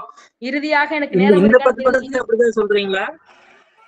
ஐயோ உங்களை சொல்லி நீங்க எப்பவுமே நிறைய அதனாலதான் இந்த நிகழ்ச்சி எனக்கு எத்தனை நிகழ்ச்சி பேசினாலும் நீங்க பண்ற நிகழ்ச்சி வந்து இத்தனை ஏன் பிடிச்சிருக்குன்னா, நீங்க வந்து எல்லாரும் பேசுற பொதுவான விஷயங்களை பேசாம எல்லா நடுவர் போல பொதுவாக அந்த நுனிப்புள் மெஞ்சிட்டு வந்து பேசுவாங்க இல்லையா, நகைச்சுவையா மட்டும், அப்படி இல்லாம ஒரு நிகழ்வுலையுமே நிறைய விஷயங்களை தேடி இப்ப வரக்கூடிய படிச்சுட்டு இருக்கக்கூடிய பசங்களுக்கு தேடி நீங்க சொல்றீங்க. தனித்துவமா கருத்துக்களை வந்து ஏதோ சிரிச்சோம் போனோம்னு இல்லாம உங்களுடைய பட்டிமன்றம் மட்டும் இந்த அளவுக்கு நிக்குதுன்னா பிடிச்சு நாங்க எல்லாரும் பேசுறோம்னா நீங்க சொல்லக்கூடிய தொலைநோக்கு பார்வையும் நீங்கள் சொல்லக்கூடிய அந்த ஆகச்சிறந்த சிந்தனைகளும் நீங்க பேசக்கூடிய தமிழும் தான் அதற்கு காரணம். அப்படிதான் இந்த பசங்க இருக்குன்னு நான் விரும்புறேன். அதனாலதான் இந்த கைபேசி வந்து மாணவர்களை வீழ வைக்குதுன்னு சொல்லி அந்த இடத்துல பேசிக்கிட்டு இருக்கேன். எனக்கு நேரம் இருக்கான்னு தெரியல. இறுதியா ஒரு கவிதையோட நான் இதை நிறைவு செஞ்சுக்கலான்னு பாக்குறேன். ரொம்ப ஒரு நெருடலான ஒரு கவிதை வரி கைபேசிக்காக. அழகான நேரத்தை நீண்டதொரு காலத்தை நீயே களவாடினாய். யாரு? கைபேசி. அழகான நேரத்தை நீண்டதொரு காலத்தை நீயே களவாடினாய். உயிரற்ற ஒன்றே நீ உயிருள்ள என்னோடு ஏனோ உறவாடினாய். கை தீண்டிடும் காதலியாய் விரல்கள் தீண்டி மகிழ்ந்திடும் மனைவி போல நாளிகை கழிவதெல்லாம் நவீனமே உன்னோடுதான். உள்ளங்கை அருகினிலும் உள்ளத்தின் நடுவினிலும் இருக்கும் நீ எப்போதும் என்னோடுதான். உள்ளங்கை நடுவினிலும் உள்ளத்தின் அருகிலும் பாக்கெட்லயும் கையிலையும் இருக்கும் நீ எப்போதும் என்னோடுதான். காலனி மரத்துக்கு கால்கள் நடந்திடலாம், உன்னை கையிலே எடுக்காமல் காலம் நகர்வதில்லை. செருப்போட 3 பேர் நம்மளுக்கு செல்லாம நடக்க மாட்டேங்கிறான். காலம் நகர்வதில்லை.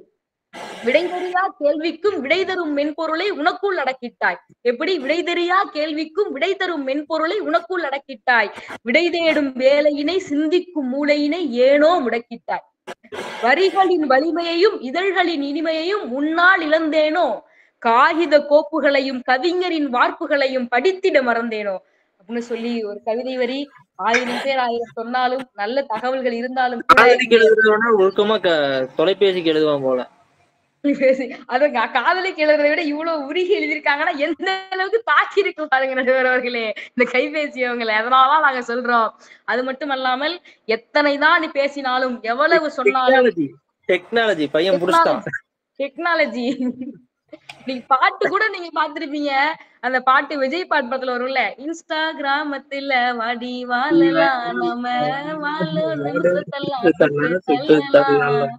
நீயும் நானும் சேரும் போது தாறு மாறுதான் அந்த செல்ஃபி புல். அப்புறம் பாடக்கூடாது, தப்பா போயிடும், மேடை நாகரிகம் இல்லாம போயிடும். அதனால எப்படிப்பட்ட ஒரு மனநிலைக்கு கொண்டு வந்து விட்டு அவன் வந்து போனோட தான் அம்மா இல்லாம அப்பா இல்லாம மனைவி இல்லாம குழந்தை இல்லாம கூட இருந்தோம். அவனுக்கு இருக்கு அவன் போனை 1 hour நீங்க வாங்கி வச்சீங்கன்னா உயிரோடய இருக்க மாட்டான் போல. அந்த மாதிரி ஒரு சூழ்நிலைக்கு மாணவர்களை மட்டுமல்ல சமுதாயத்துல இருக்கக்கூடிய அத்தனை பேரையும் கொண்டு வந்து விட்டுருச்சு. உறவுகள் ஒருவருக்குள் பேசிக்கொள்வது குறைஞ்சு போயிருச்சு.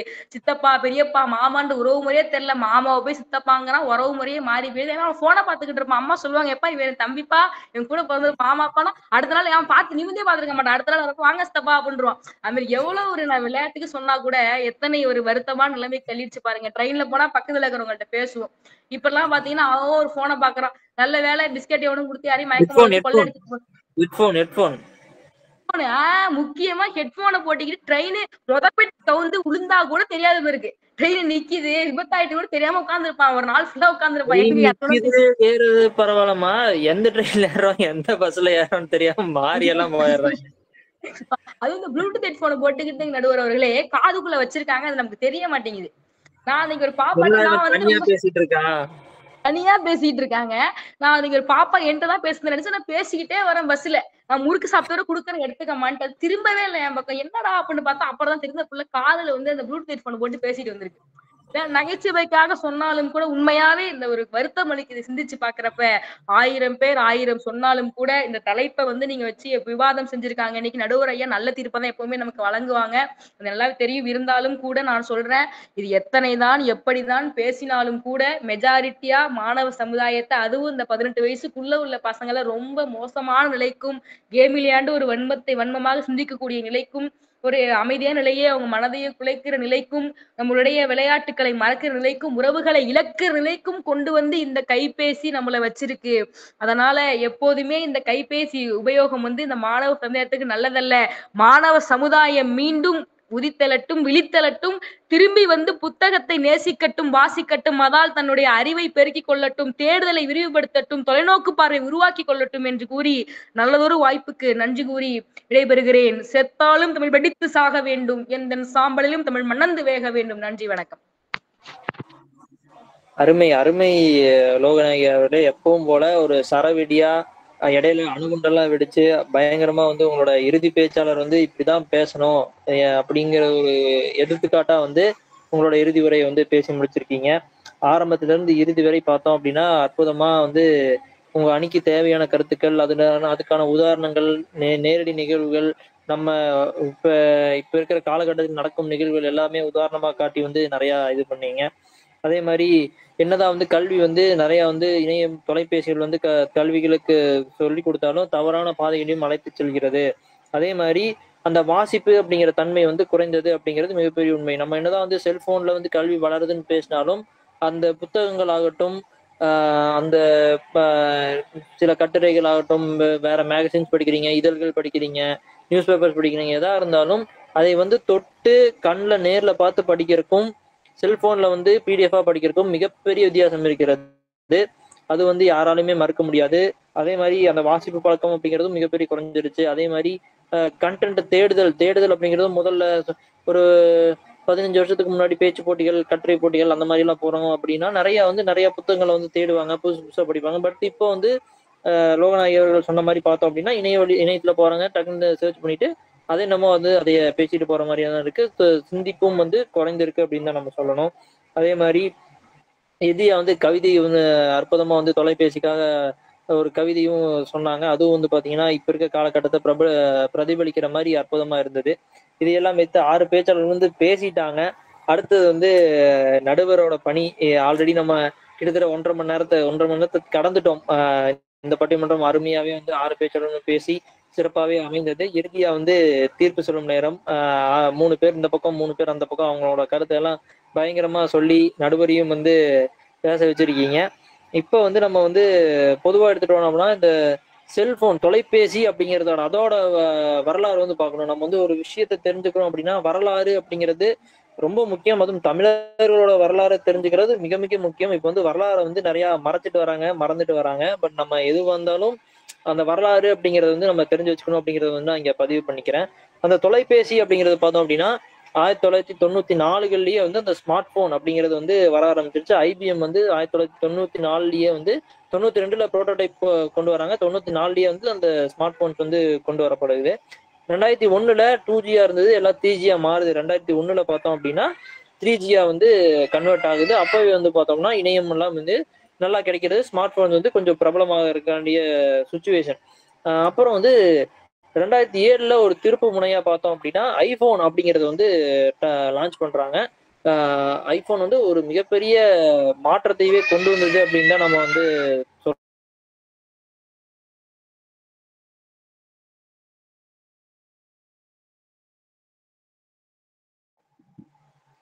அப்போ வந்து ஐபோன் அப்படிங்கிறது மிகப்பெரிய ஒரு மாற்றத்தை உருவாக்குனது. ஸ்டீவ் ஜாப்ஸ் எல்லாத்துக்குமே வந்து தெரிஞ்சிருக்கும். அவர் தான் வந்து அந்த ஐபிஎல் நிறுவனத்தை வந்து இது பண்ணவர். அவரு அந்த ஐபோனோட கதையை பார்த்தோம் அப்படின்னா ஐபேடா வந்து லான்ச் பண்றாங்க, iMusic எல்லாம் போயிட்டு இருக்கு. அப்போ வந்து போனா லான்ச் பண்ணும் அப்படிங்கிறாரு. அந்த நிபுணர்கள் டெக்னாலஜி பர்சன்ஸ் எல்லாம் பாத்தீங்கன்னா கொண்டு போய் வந்து அந்த போனை வந்து லான்ச் பண்ண போனை வந்து கொடுக்குறாங்க. அவர் என்ன பண்றாரு, அந்த போன் அந்த அவங்க கொண்டு வந்து கொடுத்த போனை வந்து எடுத்து தண்ணியில போடுறாரு. தண்ணியில போட்டோன்னையும் நிறைய மொட்லி வருதான். அப்போ அதை பார்த்துட்டு சொல்றாரு, இவ்வளோ அந்த மொட்லி வரக்க அந்த காரணம் வந்து அந்த இதுக்குள்ள அந்த செல்போனுக்குள்ள காலி இடங்கள் வந்து இவ்வளவு காலி இடங்கள் இருக்கு. இந்த காலிங்களை இன்னும் இது குறைச்சு வந்து இன்னும் மைன்யூட்டா சின்னதா செய்யணும் அப்படிங்கிறாங்க. இப்போ வரைக்குமே ஐபோன்ஸ் எல்லாம் பாத்தீங்கன்னா மற்ற போன்ஸை கம்பேர் பண்ணும்போது ரொம்ப வந்து சின்னதா இருக்கும். அதுதான் வந்து அதோட திறனே. அது வந்து இது சைஸ் சின்னதா இருக்கணும், பட் குவாலிட்டி பெருசா இருக்கணும். கான்செப்ட் தான் வந்து அந்த ஸ்டீவ் ஜாப்ஸ் வந்து லான்ச் பண்றாரு 2007. அதுக்கப்புறம் ஆண்ட்ராய்டு கூகுள் வந்து காம்படிஷனுக்கு வராங்க. பயங்கரமா வந்து டெவலப் ஆகுது. 2010க்கு மேல இதோட வளர்ச்சிங்க அப்படிங்கிறது மிகப்பெரிய வளர்ச்சியா இருக்கு. இப்போ அதுக்கப்புறம் வந்து எல்லாருக்கு கையிலயும் ஸ்மார்ட் போன் வருது. நெட் வந்து அந்த காஸ்ட் வந்து கொஞ்சம் அதிகம் தான், பட் எல்லாரும் மேனேஜ் பண்ற அளவுக்கு இருக்கு. அப்பதான் வந்து பார்த்தோம்னா 2016 ஜியோ அப்படிங்கிறது லான்ச் ஆகுது. ஒரு ஒன் ஆஃப் த டிரான்ஸ்ஃபர்மேஷன் இந்த மொபைல் ஃபோன் இண்டஸ்ட்ரி அப்படின்னே வந்து நம்ம சொல்லலாம். Greatest transformation. 3Gல இருந்தவங்க 2016 4Gக்கு மாறுறாங்க. பட் இந்த டைம் என்ன ரெவல்யூஷன்னா ஜியோ வந்து ஆஃபர்ட் இன் ஃப்ரீயா வந்து ஃப்ரீயா கொடுக்கும்போது தான் பார்த்தோம் அப்படின்னா மிகப்பெரிய தாக்கத்தை ஏற்படுத்துது. எல்லாருமே வந்து 4Gக்கு ஸ்விட்ச் ஆக ஆரம்பிக்கிறாங்க. கிட்டத்தட்ட ஏர்டெல் பார்த்தோம் அப்படின்னா ஒரு ஐ திங்க் 10 லட்சம் கஸ்டமர்ஸ் 10 கோடி கஸ்டமர்ஸ் அச்சீவ் பண்றதுக்கு ஆப்பிள் வந்து அது ஏர்டெல் வந்து 13 வருஷம் ஏதோ எடுக்கிறாங்க. வோடஃபோன் வந்து 16 வருஷம் ஏதோ எடுக்கிறாங்க. அதுக்கப்புறம் தான் வந்து அந்த 10 கோடி கஸ்டமர் அப்படிங்கிறத அச்சீவ் பண்றாங்க. பட் ஜியோ வந்து லான்ச் ஆன 3 மாசத்துல அந்த 10 கோடி பேர் 13 வருஷம் 16 வருஷம் செஞ்சதை வெறும் 3 மாசத்துல வந்து எடுக்கிறாங்க. அந்த அளவுக்கு வந்து ஒரு புரட்சியை வந்து அந்த 2016 ஏற்படுத்துது. அதுக்கப்புறம் அதுக்கப்புறம் காஸ்ட் கொண்டு வராங்க. அதுக்கப்புறம் 2019 20 வந்து கோவிட் வருது. கோவிட் வந்ததுக்கு அப்புறம் மிகப்பெரிய பூம். மறுபடியும் இந்த ஸ்மார்ட் போன்ஸ் ஆகட்டும், இன்டர்நெட் ஆகட்டும் மிகப்பெரிய பூம். எல்லாருமே வீட்டுல இருந்து ஒர்க் ஃப்ரம் ஹோம் தான் பண்ணணும், படிக்கிறதும் எல்லாமே ஆன்லைன் அப்படிங்கும் போது மறுபடியும் அந்த 2020 மிகப்பெரிய பூம் வருது. அந்த டிரான்ஸ்ஃபர்மேஷன் அதோட டிரான்ஸ்ஃபர்மேஷனா 2022 வந்து பார்த்தோம் அப்படின்னா 5G லான்ச் பண்றாங்க. 5G லான்ச் பண்ணும்போது அதோட அட்வான்ஸ்மெண்ட் இன்னும் அதிகமாகுது. அதே மாதிரி ஸ்பீட் ஆகட்டும், இணையத்தோட வளர்ச்சி ஆகட்டும் எல்லாமே வந்து பயங்கரமா இதாகுது. அதனால அந்த இணையம் வளர ஸ்மார்ட் போன்ஸ்லயும் அட்வான்ஸ்டு ஃபீச்சர்ஸ் வருது. ஸ்மார்ட் போன்ஸும் வந்து பார்த்தோம் அப்படின்னா கேமரா ஆகட்டும், ஏன்னா அந்த இணையமெல்லாம் டெவலப் ஆகும்போது நிறைய கிரியேட்டர்ஸ் வராங்க, கண்டென்ட் கிரியேட்டர்ஸ் வராங்க. கோவிட்ல வந்து எல்லாருமே சும்மா வீட்டில தான் இருந்தாங்க. சரி ஆரம்பிப்போம், நம்மளும் ஒரு யூடியூப் சேனல் ஆரம்பிப்போம், நம்மளும் ஒரு இன்ஸ்டாகிராம் பேஜ் ஆரம்பிப்போம், எல்லாரையும் ஆரம்பிக்கிறாங்க. அதுல வந்து நிறைய விஷயங்கள் கல்விக்காகவும் ஆரம்பிக்கப்பட்டதும் இருக்கு அப்படிங்கிறதா வந்து நம்ம விஷயம். இந்த வளர்ச்சி செல்போனோட தொலைபேசியோட வளர்ச்சி வரலாறுல வந்து அந்த கல்விக்காகவும் அந்த யூடியூப் அப்படிங்கிறது மிகப்பெரிய ஒரு பங்காற்றி இருக்கு அப்படின்னு தான் நம்ம சொல்லணும். இதுல என்ன பிரச்சனைகள் வருது அப்படின்னா, இடர்பாடுகள் வருது அப்படின்னு பார்த்தோம் அப்படின்னா, நிறைய வந்து உண்மைத்தன்மைகள் இருக்கா அப்படிங்கிறது மிகப்பெரிய கேள்விக்குறிதான். நிறைய வந்து ஃபால்ஸ் டேட்டா போறதுக்கான வாய்ப்புகள் நிறைய இருக்கிறது. அதே மாதிரி ஆசிரியர்கள் மாணவர்களுக்கான உறவு பார்த்தோம் அப்படின்னா, இணைய வழியில பேசும்போது அந்த ஒழுக்கம் அப்படிங்கிறது மிகப்பெரிய மாற்றத்தை கொண்டு வருது. நம்ம வந்து பள்ளிக்கூடங்கள் எல்லாம் போய் படிக்கிறோம். அப்படி படிக்கும்போது பார்த்தோம் அப்படின்னா, ஆசிரியர்கள் வருவாங்க, எந்திரிச்சு நின்று வணக்கம் சொல்லுவோம், இல்ல விஷ் பண்ணுவோம், குட் மார்னிங், குட் ஈவினிங் அந்த மாதிரி விஷ் பண்ணுவோம். அதுக்கப்புறம் தான் உட்காருவோம். அந்த மதிப்பு இருந்தது. நேர்ல பார்த்து பேசுவோம், ஐ கான்டாக்ட்ஸ் இருக்கும். அவங்க கொஞ்சம் பயம் அப்படிங்கிறது இருந்தது. அதுக்கப்புறம் வந்து அவங்க போகும்போது மறுபடியும் எந்திரிச்சு நிற்போம். அந்த மாதிரி ஒழுக்கமாகவும் இருந்தோம். அந்த கம்யூனிகேஷன் எல்லாமே பெட்டரா இருந்தது. பட் இந்த ஆன்லைன் வந்த அப்புறம் பார்த்தோம் அப்படின்னா எல்லாமே கேள்விக்குறி. செல்போன்ல ஆன்ல இருப்பான், இவன் செல்போன்ல கல்வி கற்பானான்னு தெரியாது. வேற டேப்ல போய் வேற இன்ஸ்டாகிராம் பார்க்கலாம், ஃபேஸ்புக் பார்க்கலாம், என்ன வேணாலும் பண்ணிருக்கலாம். அதே மாதிரி ஆன் பண்ணி போட்டு படுத்துட்டு மரியாதை அப்படிங்கிறது போன்ல தெரியாது. பட் அந்த நேச்சர் வந்து பாத்தீங்கன்னா கலாச்சாரத்தை மாத்துது. படிக்கும் போது எப்படி வேணாலும் படிச்சுக்கலாம், படுத்துக்கலாம், தூங்கிக்கலாம், ஆசிரியருக்கு மதிப்பு இல்லை, அந்த மாதிரி இது அந்த எண்ணம் தாக்கம் வந்து அந்த கோவிட் முடிஞ்சு வரும்போதும் அந்த பிரதிபலிக்கிறதுக்கான வாய்ப்புகள் வந்து இது வந்து உண்டுபடி கொடுக்கிறது. அதே மாதிரி முழுமையா கல்வி கற்கிறாங்க அப்படின்னா அது வந்து மிகப்பெரிய கேள்விக்குறிதான். இந்த தொலைபேசியின் மட்டும் இல்லாம இந்த காலகட்டமே வந்து கொஞ்சம் தொலைபேசி டெவலப்மெண்ட்டுக்கு அப்புறம் எல்லாருமே வந்து ஈஸியா பாஸ் பண்ணிடுறாங்க. கல்வி நிறுவனங்களும் ஆயிடுச்சு. கல்வியும் வந்து மிகப்பெரிய வியாபாரமானங்காட்டிக்கு மார்க் எடுத்தாலும் எடுக்கிறீங்கனாலும் பணம் கட்டி சேர்த்துக்கலாம் அப்படிங்கிற ஒரு சூழ்நிலையும் உருவாயிருச்சு.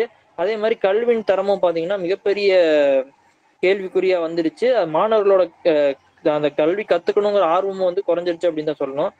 உதாரணத்துக்கு ஒரு எடுத்துக்காட்டு பார்த்தோம் அப்படின்னா, நான் ஹெச்ஆருக்கு நிறைய இன்டர்வியூஸ் பண்ணுவேன். ஆக்சுவலி நான் வந்து ஒரு இன்டர்வியூ பண்ணிட்டு இருக்கேன். ஒரு பையன் அந்த பையன் பார்த்தீங்கன்னா BE engineer in CS computer science இன்ஜினியரா நான் இன்டர்வியூ பண்றேன். 4 வருஷம் கம்ப்யூட்டர் சயின்ஸ் படிச்சிருக்கான், கம்ப்யூட்டர் சயின்ஸ் இன்ஜினியர் இருக்கான். வேற ஒரு வேலை பார்த்துட்டு இருக்கான். 2 இயர்ஸ் எக்ஸ்பீரியன்ஸ் இருக்கு. இன்டர்வியூ பண்ணிருக்கேன். அவனுக்கு வந்து பேசிக்கான எக்ஸல் வேர்டு கூட தெரியல.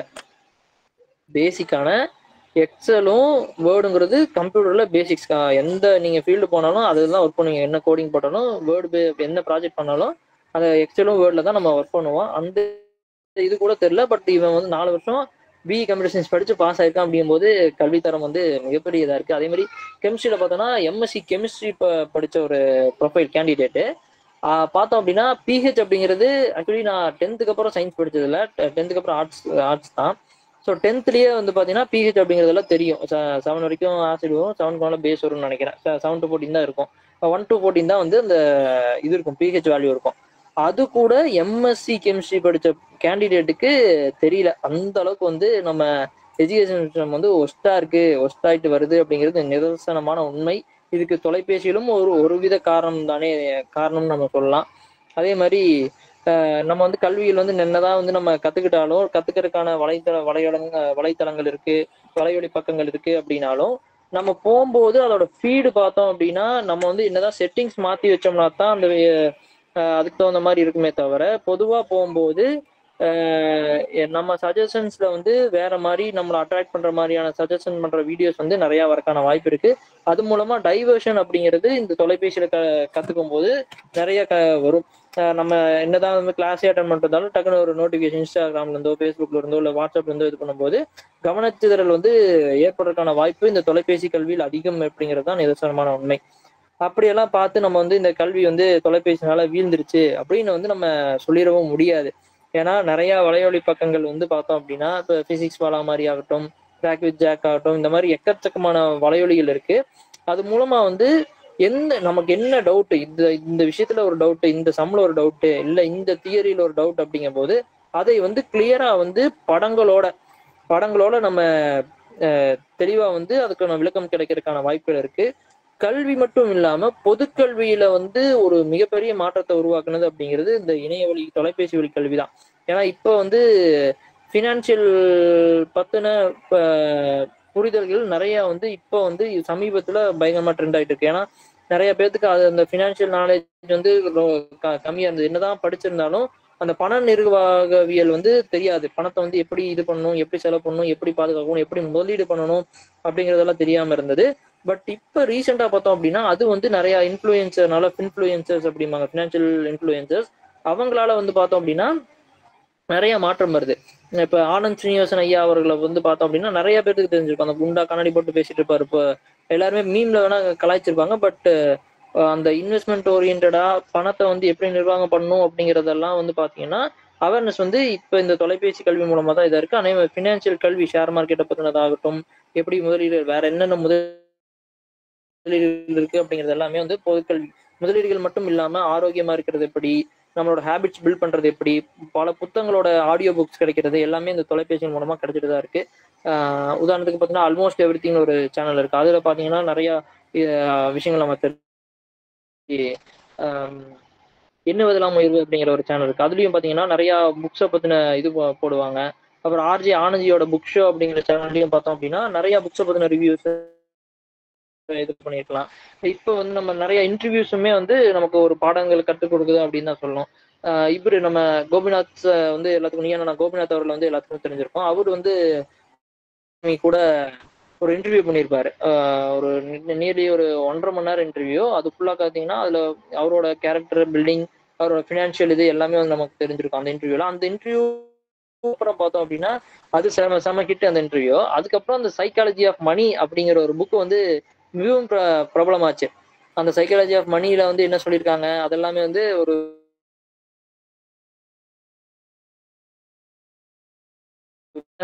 பொதுவான கல்வியில் பொதுவான மனிதர்களோட கேரக்டர்ஸ், அதே மாதிரி தொழில் எப்படி பண்ணணும், எந்தெந்த பிரான்ச்சைஸ் எடுக்கலாம், இல்ல எந்த மாதிரி தொழில் பண்ணலாம், அதுல என்னென்ன இடர்பாடுகள் இருக்குங்கிறது எல்லாமே வந்து தொலைபேசிகள் மூலமா வந்து நம்ம பொதுக்கல்வியில பார்த்துட்டோம் அப்படின்னா நம்ம தெரிஞ்சுக்கணும் அப்படின்னு நினைச்சோம் அப்படின்னா மிகப்பெரிய ஒரு ஆப்பர்ச்சுனிட்டி, வாய்ப்பு வந்து இந்த தொலைபேசிகள் கொடுக்குது.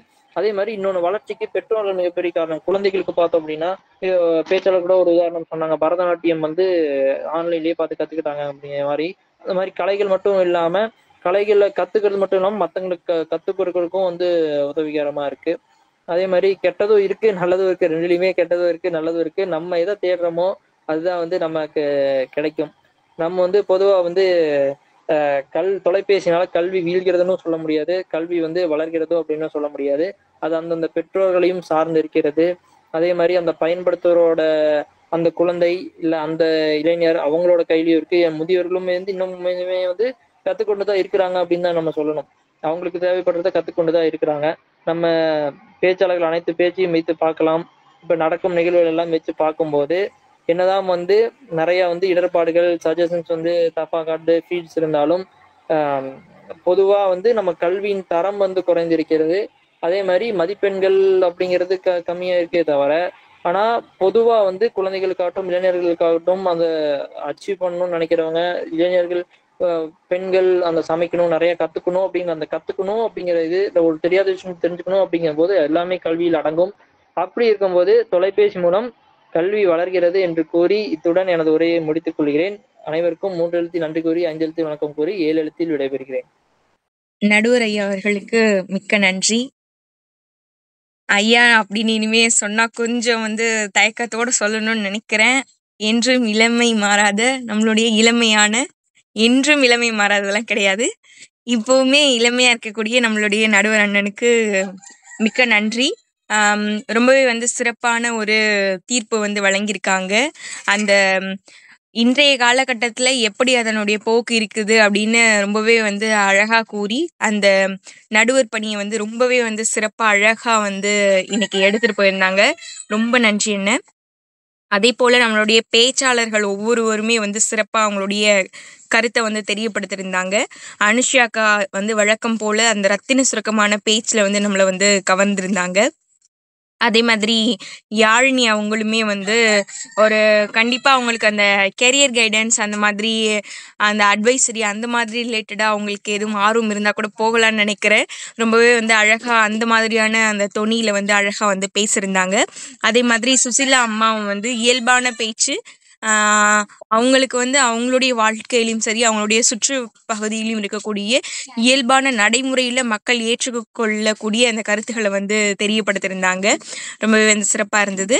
அதே மாதிரி கல்வி வந்து வீழ்கிறது அப்படின்ற தலைப்புல அந்த அணியில வந்து நெப்போலியன் தம்பி அதே போல வழக்கம் போல நகைச்சுவை மாறாத தன்னுடைய இயல்பான பேச்சுல வந்து அழகா வந்து பேசியிருந்தாங்க. அருண்குமார் அந்த தம்பி வந்து பேசும் பொழுது அந்த புத்தகங்கள் பத்தியும் சங்க இலக்கியங்கள் பத்தியும் பாடல்கள் அப்படின்னு உதாரணம் கூறி எப்பவுமே பேசுவாங்க. அதே போல இன்னைக்கும் வந்து சிறப்பாக வந்து பேசியிருந்தாங்க. லோகநாயகி அவங்க வந்து பொதுவா வந்து அந்த தலைப்பை வந்து அணுகக்கூடிய விதம் வந்து வித்தியாசமாக இருக்கும். அதே போலதான் இன்னைக்கும் வந்து சமூகத்துல இருக்கக்கூடிய நிறைய பிரச்சனைகளையும் தகவல்களையும் வந்து தெளிவா வந்து நமக்கு எடுத்து கூறி ரொம்பவே வந்து சிறப்பா வந்து பேசியிருந்தாங்க. இப்படி ஒவ்வொரு பேச்சாளர்களுமே வந்து சிறப்பாக அழகாக இன்றைய பட்டிமன்றத்தை வந்து கொண்டு போயிருக்கீங்க. அத்துணை பேச்சாளர்களுக்கும், நம்மளுடைய நேயர் பெருமக்களுக்கும், நம்மளுடைய வலைதள பார்வையாளர்களுக்கும் இந்த தருணத்துல நன்றியை தெரிவித்துக் கொள்கிறேன். அனைவருக்கும் நன்றி.